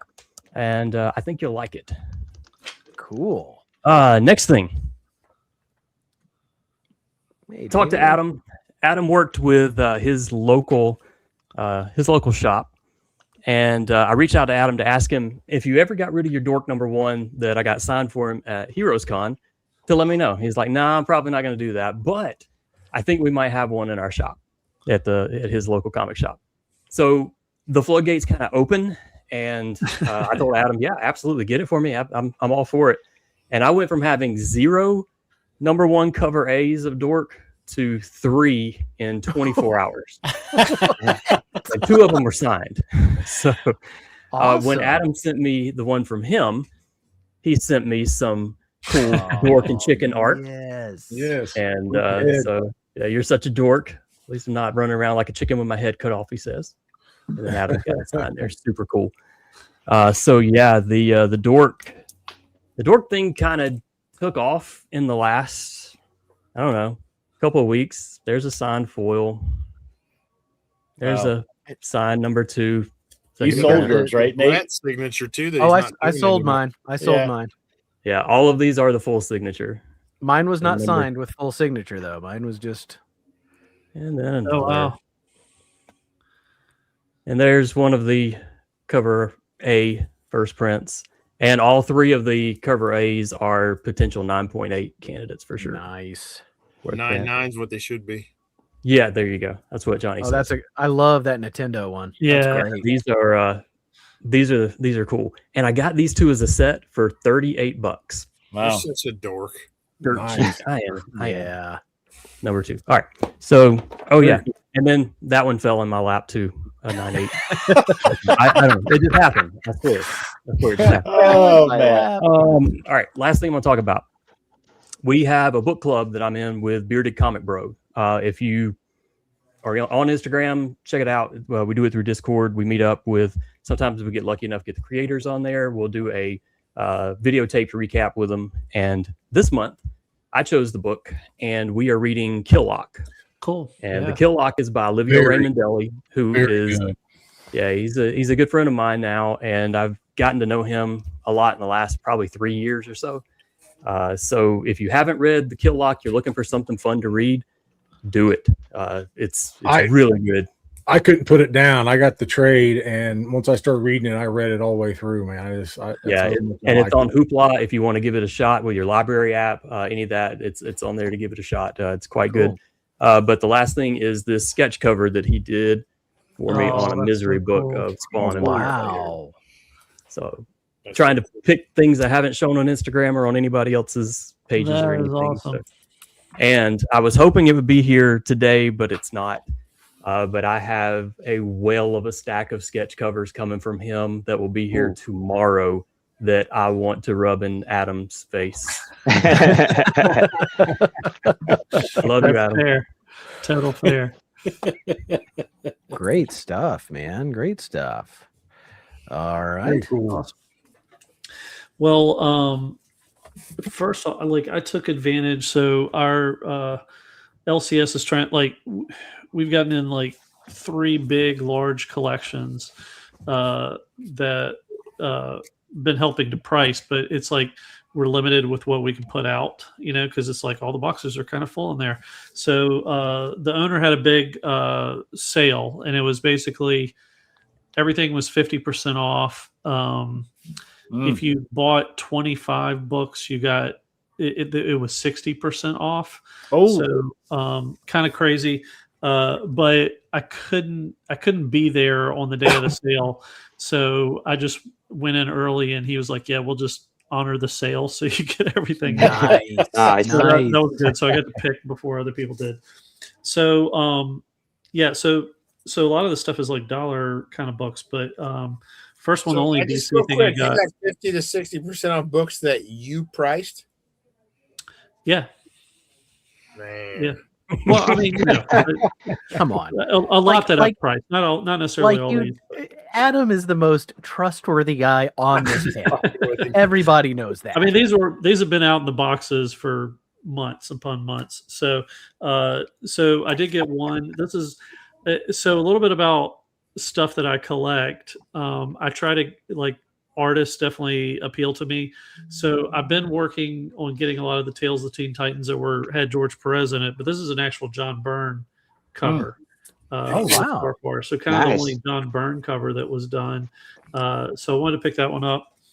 And then I'm also working on getting a Conan run, but I'm not trying to get. I don't think I'm trying to get the whole thing in volume 1 of Conan.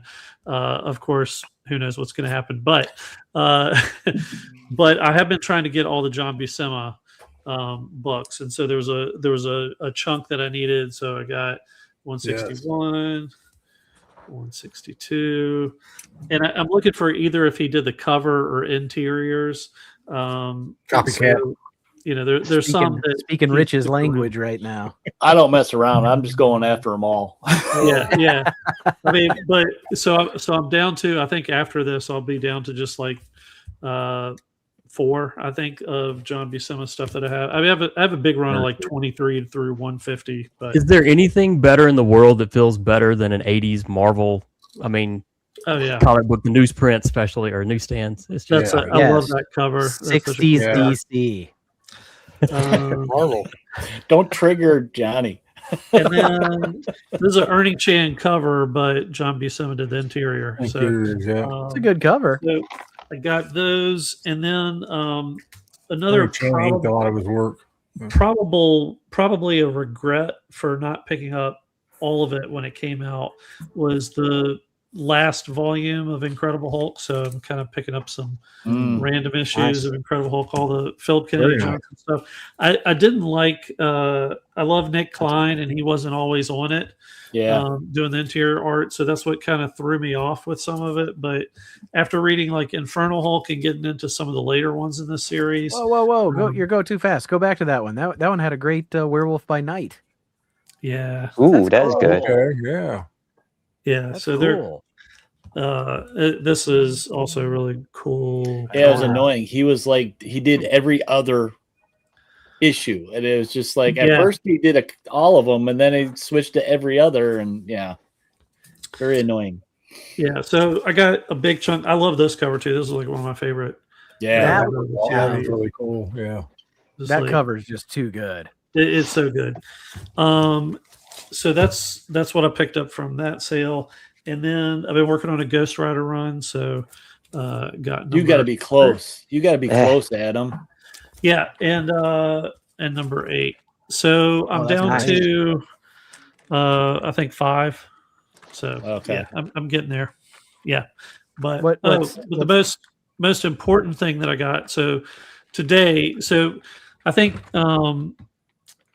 probably after this. You probably need to tell Eric J and I to just get a room because there's a lot of love being spread between the two of us tonight. So I have Party House 2027, y'all. I have a little bit of a story with this. So be careful what you tell Eric because he might just like go buy it for you. He will. But so when I was a kid, there's a little story with this. So when I was a kid. The only way to get a certain to get the Boba Fett Star Wars action figure, the first run of that, you had to eat some cereal and then box tops and get send some shipping, and then they shipped it to you. From what I remember, I'm pretty sure. Yeah, Party House. I'm pretty sure that it was Sugar Smacks. Like you eat a shit ton of Sugar Smacks, which sucks. I have to get Sugar Smacks, right? So I ate a shit ton of Sugar Smacks, and I got the box tops. I got allowance, but it was like $1 for every 2 weeks if I did my chores. It's the 80s, right? It was the 80s. Yeah. And my dad didn't always give it to us and stuff, so. You had to send in money, so I had to go to like 7-Eleven, get a money order to send it in an envelope. The money order cost like 75 cents, and then so it took me months to save up to get the box top. I waited for months for this figure to come in the mail, never came, and I was like, "Fuck, wow, I'm getting Boba Fett." And then Easter comes around. And my parents had intercepted the mail, and they put my Boba Fett in my Easter basket as like my big toy. And I was like, "That is fucking ridiculous." I was so I ate a bunch of shitty cereal for this. I was so mad about it. But after time, like my mom was also a teacher, either 4th or 5th grade that she would do. and it was a lot of unfortunate, disadvantaged kids in there. And so a lot of times she would just give my toys and books and all kinds of stuff to Jesus. kids. So she gave all my Star Wars toys away one time when I wasn't looking. So, but Eric found and sent me, this is a Boba Fett from 1979. This is awesome. Nice. Got his little blaster pistol and everything. So yeah, so touched by this. So it might start me down another rabbit hole. Might have to work on those first series, 3.75 figures. But yeah, man, I love this so much. So thank you so much. I appreciate it.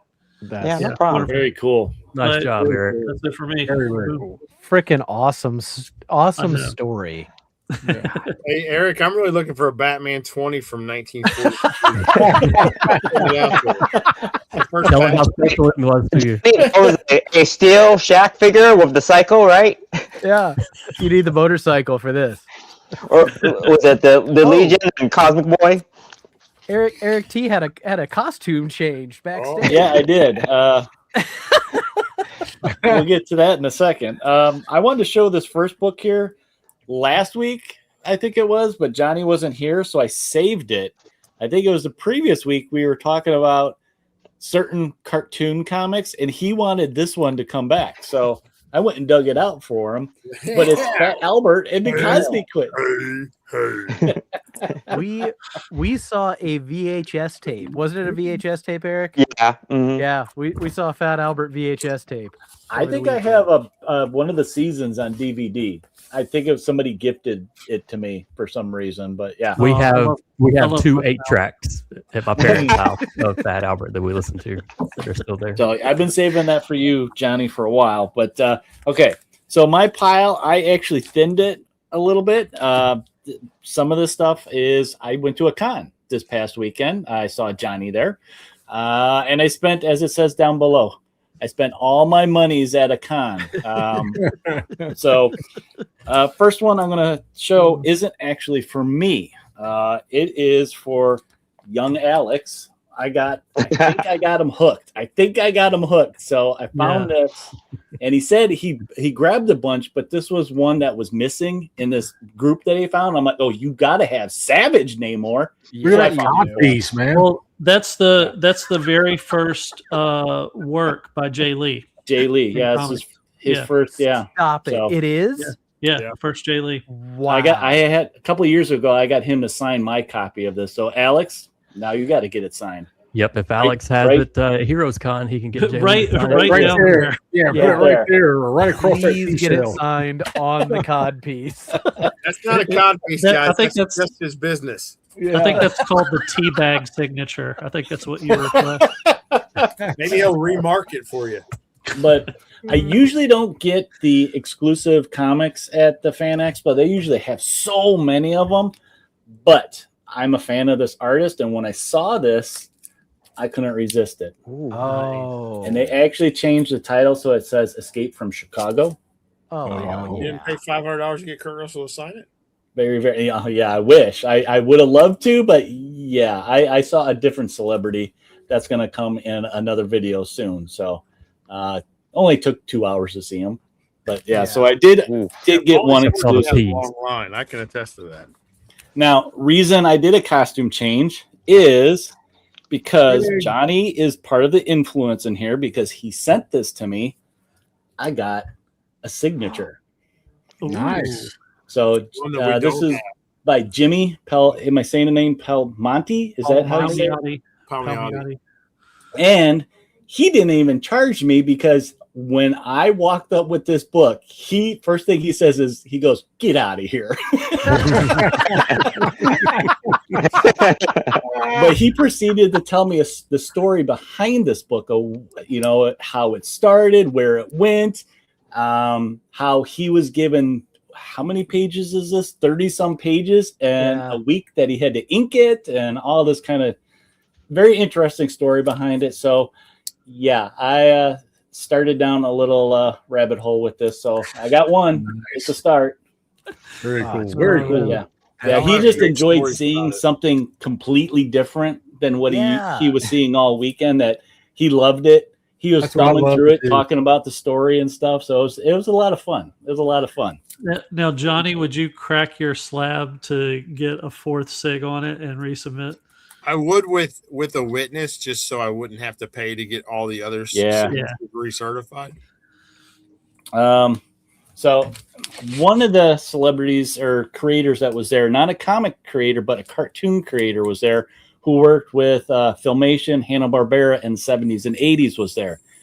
He had some prints that I couldn't resist. Here's one of them. I'll show the rest of the coming video. Wow, But that's awesome. Nice. yeah, Tom Very Cook, cool. he was an animator, director for the companies back then, and he had this in his little portfolio book, and I'm like, I gotta have that. That's Now, great. Yeah. Cool. I mean, he had a big banner that he was selling behind him, and he was going to sign it, and I was like, it was very tempting. It was because it had this, it had Scooby, it had, you know, all those He-Man, all that stuff. So, yeah, I got him to sign that with a couple prints. And then, okay, so I did do a little bit of dollar digging. I will show, okay, one of the dollar books. Nate, you ready for this? Yep. Oh, hell yes. An empty crib, a baby doomed, unless Gail Lucas can find the missing infant. Now, this is not what sold it. Yeah, What it gets sold better. it, Nate. It gets better. the back cover has a photo picture on it. That's what sold it. Meet Gail. Yes. How many kids cut that out and hung that on their wall? You think? That's right.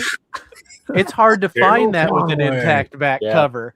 So, and this is number Every- 2. This is Nurse's number 2. There's, I think, 4 issues of this out there. I was about But- to say how many issues to turn this bitch blue? Yeah, I mean, you Them can't beat. all. Yeah, a dollar bin. Oh my gosh, Nice. that's great. Yeah. New quests. Got some new quests. Oh my god. But I did find a lot of books I had on my list of, wish list.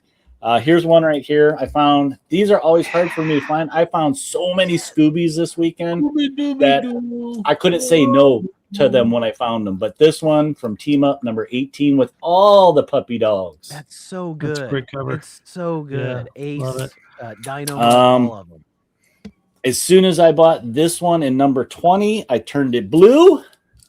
Yes. Thundercats, Yeah. done from the 80s. So this was the last issue. It's usually Wow. really hard to find. So I was shocked when the guy had a big chunk of the run.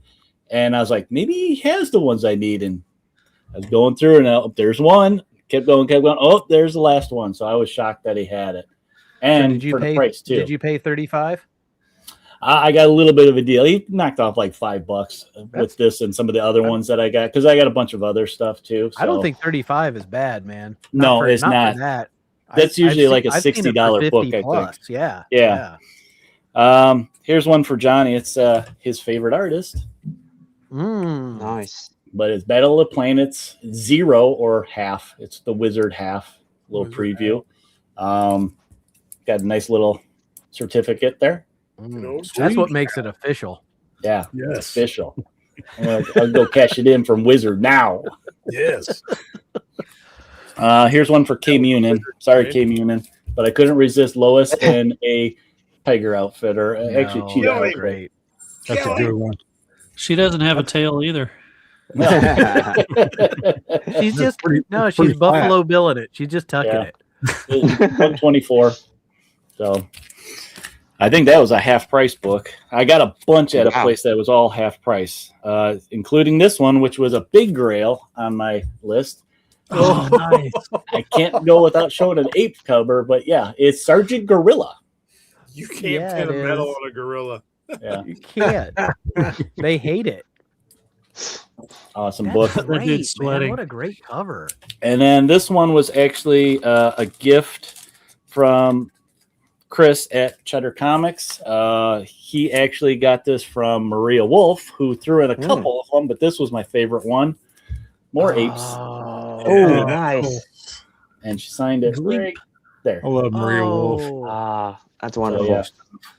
I cleaned her out of all of her ape covers. Let's put it that way. That's great. So, yeah, this was my favorite one out of them all, That's though. awesome, I love all the dude. bananas in Love the that. back.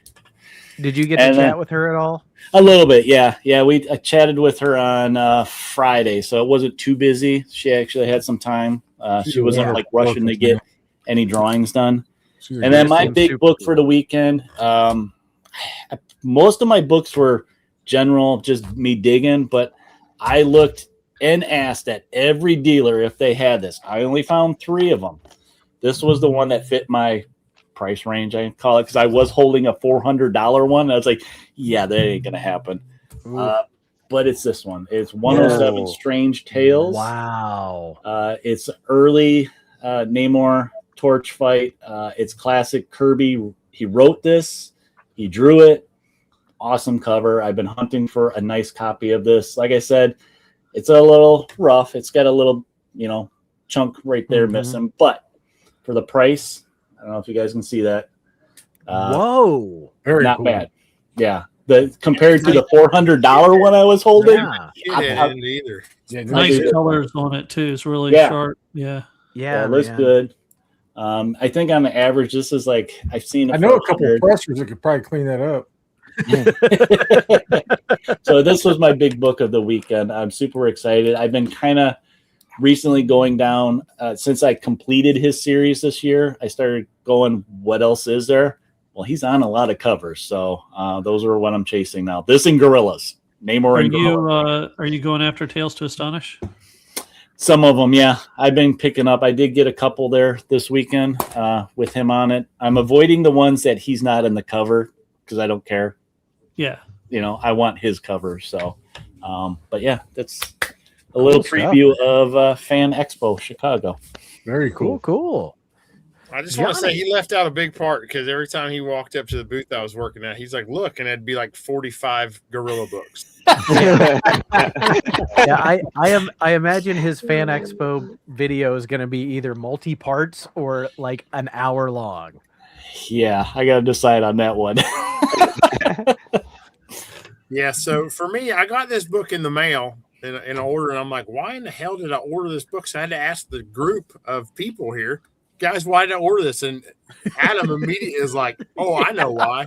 This is why you ordered it. So we talked about this before. It's a great cover.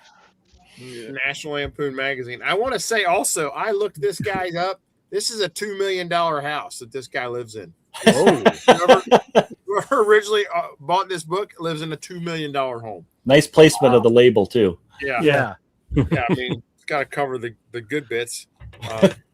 But so it's not the cover that we bought it for. It is this fantastic story with art by Neil Adams. Oh yeah, nice. Todd tunes on new facts of VD. 10 new facts of VD. It is a how to not get a venereal disease 4-page story by Neil fucking Adams. Oh, great. Yeah, don't stick it in a dirty hole. I mean, it's pretty. I can't show you page 2, 3, or 4. Like it's that bad. I mean, I can't really show you anything else in the book. It's that bad. Wow. But I've had a few of these National Lampoon books now. They are great, fun books. Like definitely, they are. They're usually on a couple bucks too. And you might find a guy like I'm going to call this guy and be like, "Hey, I got your book. $10,000. I'll send it to you." So I also have missed a few shows because of the weather and all kinds of other shit. But I did pick up a bunch of very nice. The Pence variants of some X-Men books. Hell yeah, man! I don't know if you guys know this about me, but I collect the X-Men. Very nice. I'm writing this down. So these are. I already sent 5 of these are already on their way to CGC, and these are ones I still need to clean and press. That's awesome. I also picked up in Courrier Le Mystery X-Men. Oh, nice. Oh, I love that cover so much. Oh, cool. I love foreign books. This is the I don't know if it's French Canadian or French, but it's all in French. Well, it's probably French because there's no English, and I think it was a French Canadian. They have to do I both. was like, how much attitude does it have in it? That how full of itself is it? Does it smell like maple? Fuck the Magneto. So, and then I got this one. Ooh, great. that's a good one. That's a great Very one cool. too. So you've This is got probably my another. favorite read of the week. I got to open this bad boy up. This is Tattoo Tales, the X-Men Masquerade. Oh, And what's great is it's got tattoos in it. You come with a 45? No, it's a tattoo book. So when we meet up again, we're all going to put tattoos on. I'm just Oh, kidding. yeah. yes. I'm gonna put it right in the middle of my back. I was It's gonna just- say I you want- saved I want that a J- I want- Jubilation Lee for me. I'm getting a Jubilation Lee tramp stamp, y'all. I want There you to go. put that Professor X on my belly button. So what's the best part of this though is there's like a little story, you know, and it's like they're having a surprise masquerade party or something for Jubilee. And I want to tell you that the costumes are fantastic. So let me find the page that doesn't spoil it. So you got Frankenstein, Wyatt Earp, Nice. this cowboy guy, and this big fucking clown, right? Wow. Beast is dressed up like a sentinel. Look who the Oh my fucking God. clown is. Oh my Oh, god. Frankenstein. So Wolverine's the fucking clown. If Frankenstein is Jubilee, I mean, it's just the worst fucking story ever. So goofy. Yeah, it's awesome. They talk about how they had some kind of like psionic dampeners so that Professor X and Jean Grey couldn't tell who was who and shit. It's like 8 pages, but it's horribly bad. There's probably a cosmic cloud involved. I picked up Mutant Erna XN. Oh, Wow. Swedish X-Men. That's a great Okay, cover. I thought Yeah. that was German for a minute. That is a great cover. So it's X-Men 133, the first solo Wolverine story. Mhm. And then I picked this up, and this company is no longer in business. This CBCS people, but this is the Mark Jewelers X-Men 123, which will be coming out of this case and getting into the right case. But it does need a press and a clean. You can't even look up the notes. Even when you look up the notes now on CBS, it's like that's not a valid note. Yeah, Wow. it is. And then you guys were talking Maria Wolf. I don't know if I showed this before. I got this started at Heroes, my jam book. Oh, nice. Yeah. Oh, Love that. cool. It's got Dave Wachter and Gus Mock on the front, and then I got Maria Wolf to do a Beast for me, Yeah. and then Gideon Kendall did this at Heroes. But so Yeah. I got 4 of the. That's Of so the- awesome. That is so That cool. is- So cool. Having Maria draw Beast was the It's right perfect. choice. I let her That's pick. the right I said- choice. I let her pick. I said you can do anyone you want. She's like, I'm going to do Beast or Nightcrawler. I said Beast would be perfect. Hell yeah. Nightcrawler would be That's good awesome. too by her too. Yeah.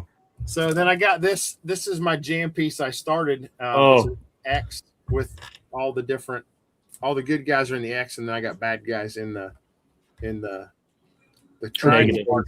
But I Yeah. got Look at that. Ooh. Oh, Nice. cool. Nice. Bobby Awesome. Bree did a saber tooth, and I like that's a great start to this piece. Like holy shit. Yeah, that's amazing. That's gonna look badass, man. Then I was there working a booth with my buddy, so I was basically behind the counter most of the time. So I didn't actually get out and look very much. But people come up all the time, like, "Hey, you got any interest in these books?" And a lot of times it's like Gen 13, number 7. Like, yeah, no. I mean, Yeah. I'll give you $1 to go away and throw that book in the garbage. But this guy comes up and he's got my buddy doesn't do any old books. He only collects. He only sells and works with like basically bronze and newer. So this guy brings up a stack of books, and he's got like there's a couple Invincible books, a couple Absolute Batman, and there's some Silver Age stuff in there. And he's like, I wouldn't be interested in that Silver Age. And I kind of glanced. I'm like, ooh, there was a decent book in there. And I'm like, how much did you want for that one? And he's like, I don't know, make me an offer. I'm like, I mean, I don't know what the market is. Let me look it up. I look it up, and I'm like, yeah, it's a $500-$600 book. And I was like, you know, man, I know it's worth more, but I said, I can give you $250. And he's like, can you give me $260? I'm like, yes, I can. But after looking at it better and pressing it, it's more like an $800 or $900 book. But it is fantastic. Oh. 6. Wow. Look at that. Holy shit. Second appearance of Dr. Doom, the first ever So Marvel badass, villain man. team up book. First Hey guys, time. Johnny sent me a text with this in a picture right after he got it. So I'm actually Okay. driving. I pulled into the Goodwill parking lot and I sat there for at least 6 or 7 minutes staring at that picture. It was a great deal. I feel like I was Chilling. riding the high of my steel action figure right up until this moment. I feel like Johnny just won. Well, I mean, and the next book's even bigger. What? So it's a repro cover, Okay. Oh, okay. but it's Tales of It's Suspense. Oh 39. wow. That's Son the of a original gun. interior, Shit. though. Look at how beautiful that is. I mean, Dude. there are no Night came Munin. Damn. there are bud. no. It's the colors are just fantastic. Yeah, And that's- it's one of the best reproduction covers I've ever seen. Yeah. Yeah, that's sharp. I mean, it's so good. I mean, this is it's one of the big 5 of Marvel, you know. And Mhm. I've never owned this book. I don't care to have a coverless copy. It's probably going to become an X-Men book. I'm not going to lie. But I'm not sure what I want to do with it yet. I don't know if I want to get it graded just to get, it would be an NG, but it would give me page color and it would lock that, those color, the pages wouldn't fade. And I'll be honest, it could get white pages, and that's a pretty big deal for this book. Yeah. Yeah. And it's cool. Someone wrote on the top, it's really light in pencil. It says 1962, number 39, Tales of Suspense. But I mean, that's the first time we ever saw Iron Man. Iron Man is born right there, guys. Yeah, that's Yeah. awesome. That's wild. You got that I've at owned a lot of FedEx, cool Johnny? books. This is one of the coolest ones I've ever owned, and the price was really good. I had Adam doing Adam was like digging prices on it because I had no idea what even comparable prices were, and the internet in the convention hall like sucked. Yeah. Yeah. But I got it for like 70% of what he was asking for it. Wow. Sweet. Yeah, having that exhibitor tag gets you some very good deals. Yeah, Nice, it's nice man. when the books Man. just come to you. Yeah. Yeah. Right? Well, I asked the guy about it at the booth. I said, "Hey, what's the best you can do on that?" He's like, "It's not mine, it's my buddy's." And I said, "Well, I'll be over at George's booth. I'll swing right by." He's like, "I'll have him come over." And like 10 minutes later, he came over with it. He's like, "Here it is." I'm like, "Well, fuck, you really want to sell it? You're telling me that by bringing it to me." Mm. Yeah. So I got it for under market value significantly, and I'm very happy to have it. And I'll probably keep it for at least a week or two. That's awesome. A week or That's two. really cool. Very That's nice. really cool. Johnny. Very Yeah, nice. Stevie Johnny. D that's a Stevie D love book, I bet. Right? Yeah, oh yeah. Oh, shit, I always think of Stevie D when I think of that. All right. All right. It is already 10 o'clock. How is it already Wow. 10 o'clock? Flies Um, by, man. Yeah. God, this has been a good one though. This has been a good Yeah. one. We A lot of fun. There's been like nostalgia and childhood stories and freaking mega books shown. Hell yeah. I guess here's what we'll do. We're gonna rapid fire real quick consume.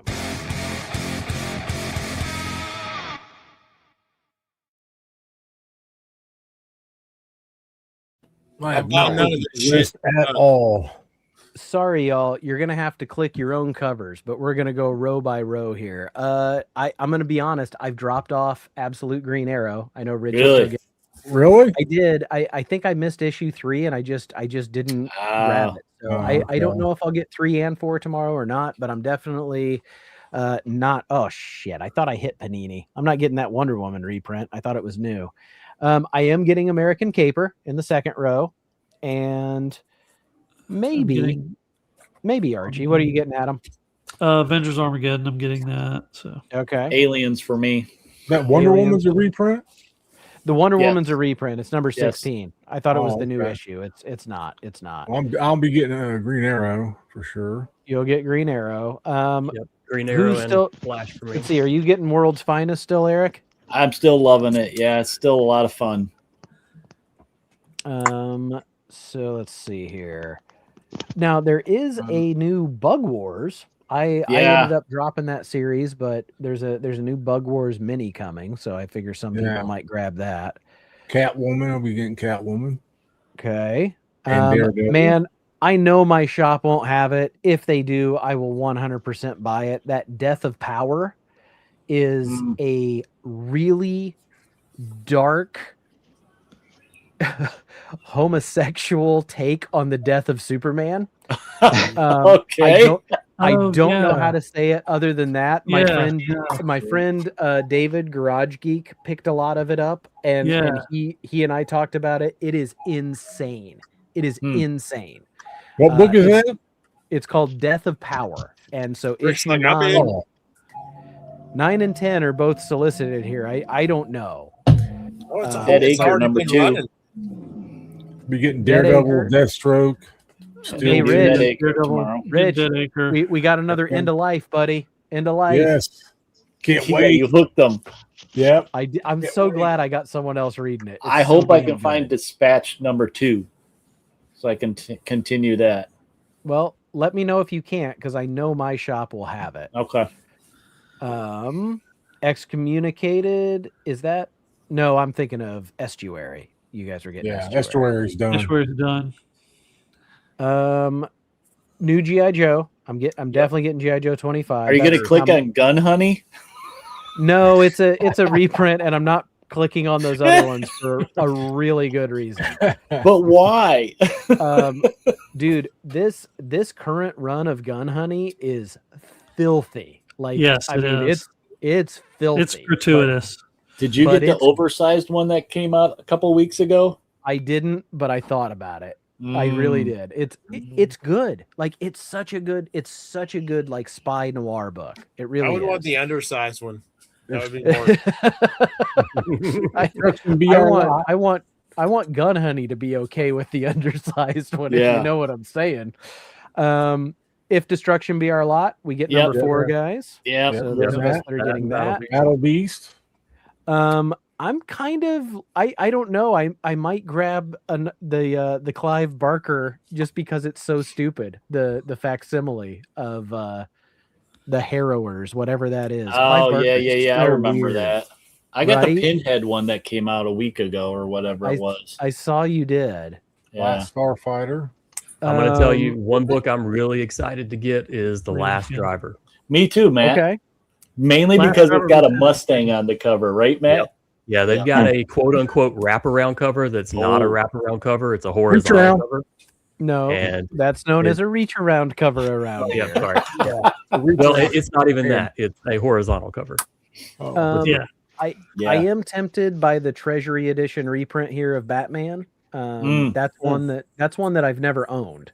So, like, when I see have that one, $14.90, actually.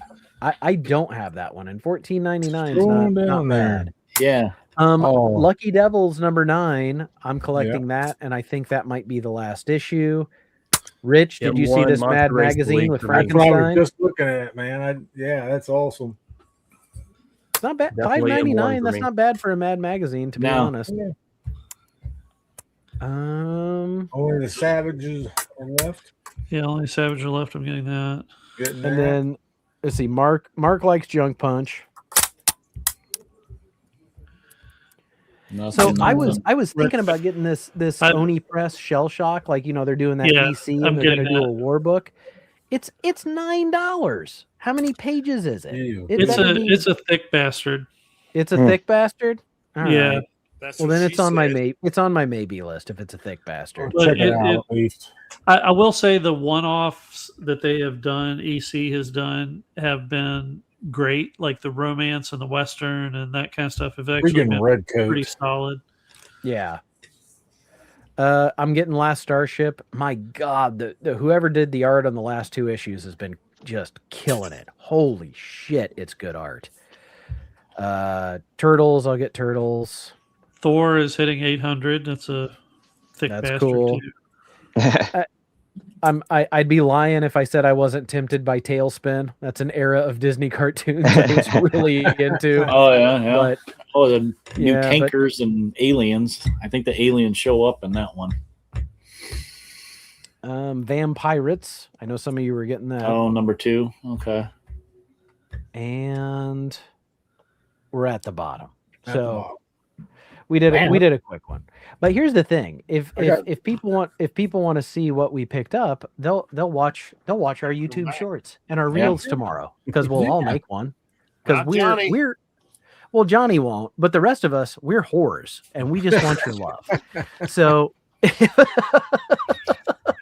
so please give everybody a subscription. Everybody's linked below, including our special guest, Matt. Matt, thank you for being here again. Thanks again, guys. And then, okay, so what's coming up real quick? It looks like Alex and Adam are going to have a love connection. Well, I need a story. What's happening here? There's a Virginia vintage comic show. There's docking with foreskins. And they're yeah, no, but it's a great con. Super cheap stuff. Should be fun. I better see some dollar bin diving. Yeah, and then there's some other stores like the diabetic strips and guns and pawn and comics. Yeah, you never know. Store. You probably plan on taking them there too. Yeah, you you guys guys in go the to Lafayette. Lafayette's got a convention this weekend, Tippecanoe Mall. Do they? Yeah. This weekend, Eric J and I on Sunday are going to it's another like toy / comic thing in Bloomington, Indiana. But I got word from our friend Chris that the shop he goes to, Vintage Phoenix, that's the place where I went and bought a long box for $50. Oh, did he tell you, Eric J? Yeah. Mm-hmm. He's bringing 5,000 new dollar books. Oh my God. He just got a collection. He's bringing 5,000 Wow. books. Where's this show at, Nate? It's in Bloomington, Indiana. Rich, it's Sunday. If you make the drive, you ride with us. Okay. That's going to be the first place I go, and I'm going to be digging. You just take $4,000 with you and offer him $4,000 for all 5,000 books. The thing is, like, if I don't have that, but not to spend on dollar bucks. But like he would probably do it. Like that shop is crazy how much like he'll put stuff out that's not dollar books. He'll put it out for $1 because he just wants to move it because he's got more stuff. And he gives Chris great deals, and I've found some really good stuff there. So I'm pretty excited about this one. But yeah, Rich, if you want to go, I might be up for that, buddy. You know where we are. You know where we I are. guess we're not invited. You don't have to work Monday, right? I guess we're No, I not don't think invited. so. Everybody, anybody, look. I'm I don't know what you call it. Like I'm an extroverted introvert. Like I don't like to leave my house, but people who want to come here and hang out with me, I'm into that. So anybody, you guys, you guys can make it. You might want to come too. You didn't even invite Yeah. Yeah, I mean, Matt is always invited. Does anybody have anything? I don't have anything coming up. I want a whore. I have a couple videos that are both in the process of being edited.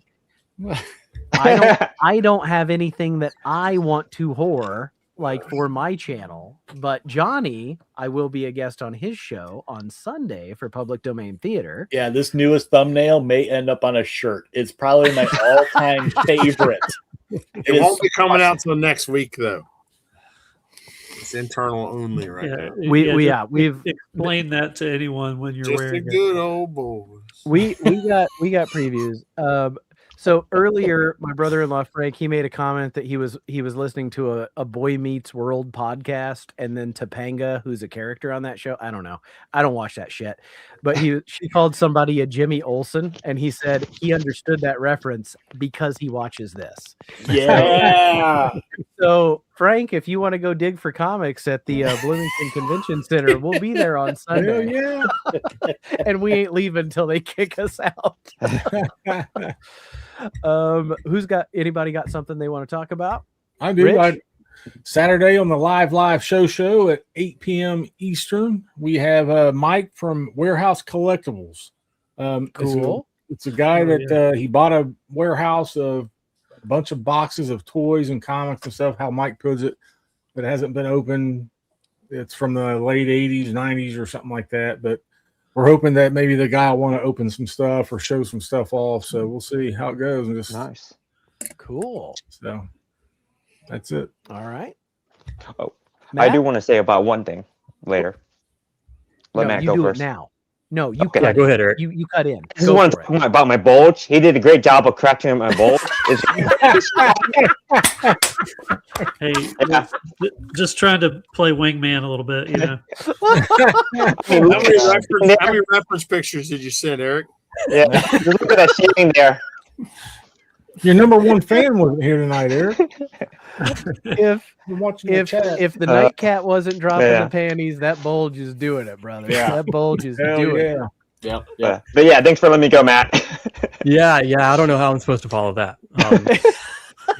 Let's see. I guess the only thing I've got, book club, we're going to record a video with Livio recapping Killock. And the other thing is all of you folks that are going to comic book shows and anywhere, if you find Transformers, Marvel Transformers books, 70 through 80 that are newsstands that are not $1 million, just shoot me a text. Let me know. I can Venmo you whatever if it's something nice. But number 70 through number 80 Transformers Marvel newsstands.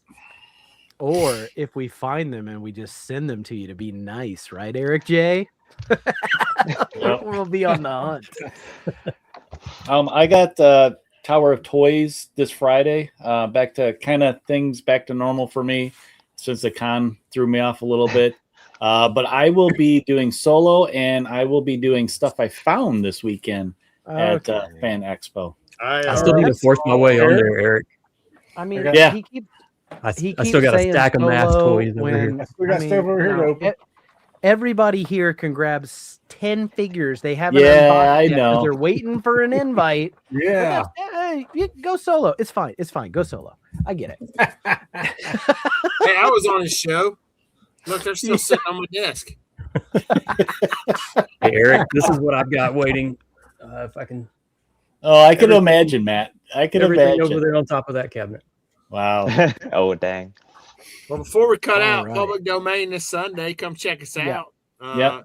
Please more, do. like 1940s racism. What do we have? 5 and 6 now, or something, or Yeah. 6 Yeah. and 7? Yeah, I think the I think last episode weren't they on the plane? They got on the shitty plane with the shitty special. Oh, that's right. They're fighting on the plane, and yeah. Cliffhanger ending. Plane set that was like built in a room like this. Yeah, it's like a big house. It's so big. I do have a video dropping, I think tomorrow. I don't know. It's been edited. It's a CGC unboxing. I did just hit 3,500 subscribers, so check the giveaway video out. If you're that person, just reach out to me and I'll send you a book. So how long are you gonna wait for that person whose name I didn't recognize? Hey, Johnny. 30 days. Johnny, Yeah. I'm that person. Reach out and let me know what your comment said. Oh, you know what it said. I clicked on that today. Like I'm in my room and I'm setting up. I was like, oh shit, Johnny got his 3,500. He did the drawing. I clicked on it, watched it. I'm like, who's that? I don't know who that is. That's not a guy from There the was chat. 619 comments, and that person commented 2 times. I feel bad, but I mean that was the only stipulation. You had to be a subscriber no, to say, Yeah. You're playing the game. You have a lot of Um, international followers, too. I Yeah. hope it's not international. Oh, dude. My first giveaway went to New Zealand. Yeah. Oh, I mean I've sent stuff to Australia, and that hurt. Like I've done Australia twice. I went to the post office. I was like, I didn't know it could be this expensive. It's not that big a box. Yeah, it's pricey for sure. It really is. But that's why we do it, right? this I is mean, why I think it's Dave cool. flies to the U.S. to get his CGC books. People so he fly doesn't here have than this and have a shit. Yeah. Yeah. I'm Ship hoping himself. Dave wins something because I know he'll come to California and I can ship there for a decent price. Hell, he might come to Indiana to get it, Nate. Yeah. Well, I got a message from him. I don't know. Like he's looking to come and do a US tour. I would love a chance to see him. He is going to be at Baltimore Comic-Con, which I might be there. We'll see. Cool. All right. Well, chat was banging tonight, if I may quote Frank Lloyd Wright. I couldn't keep up with it. Yeah. I couldn't either. I did my best. Thank you guys for hanging out with me on the panel. Thank you, chat, for hanging out with us tonight. We will see you What's the guys record? all back here next Tuesday. If you don't see us before, everybody hold up your coolest thing, because of course mine is Shaq. And we will see you guys next Tuesday for another episode of Comic Book Show and Tell.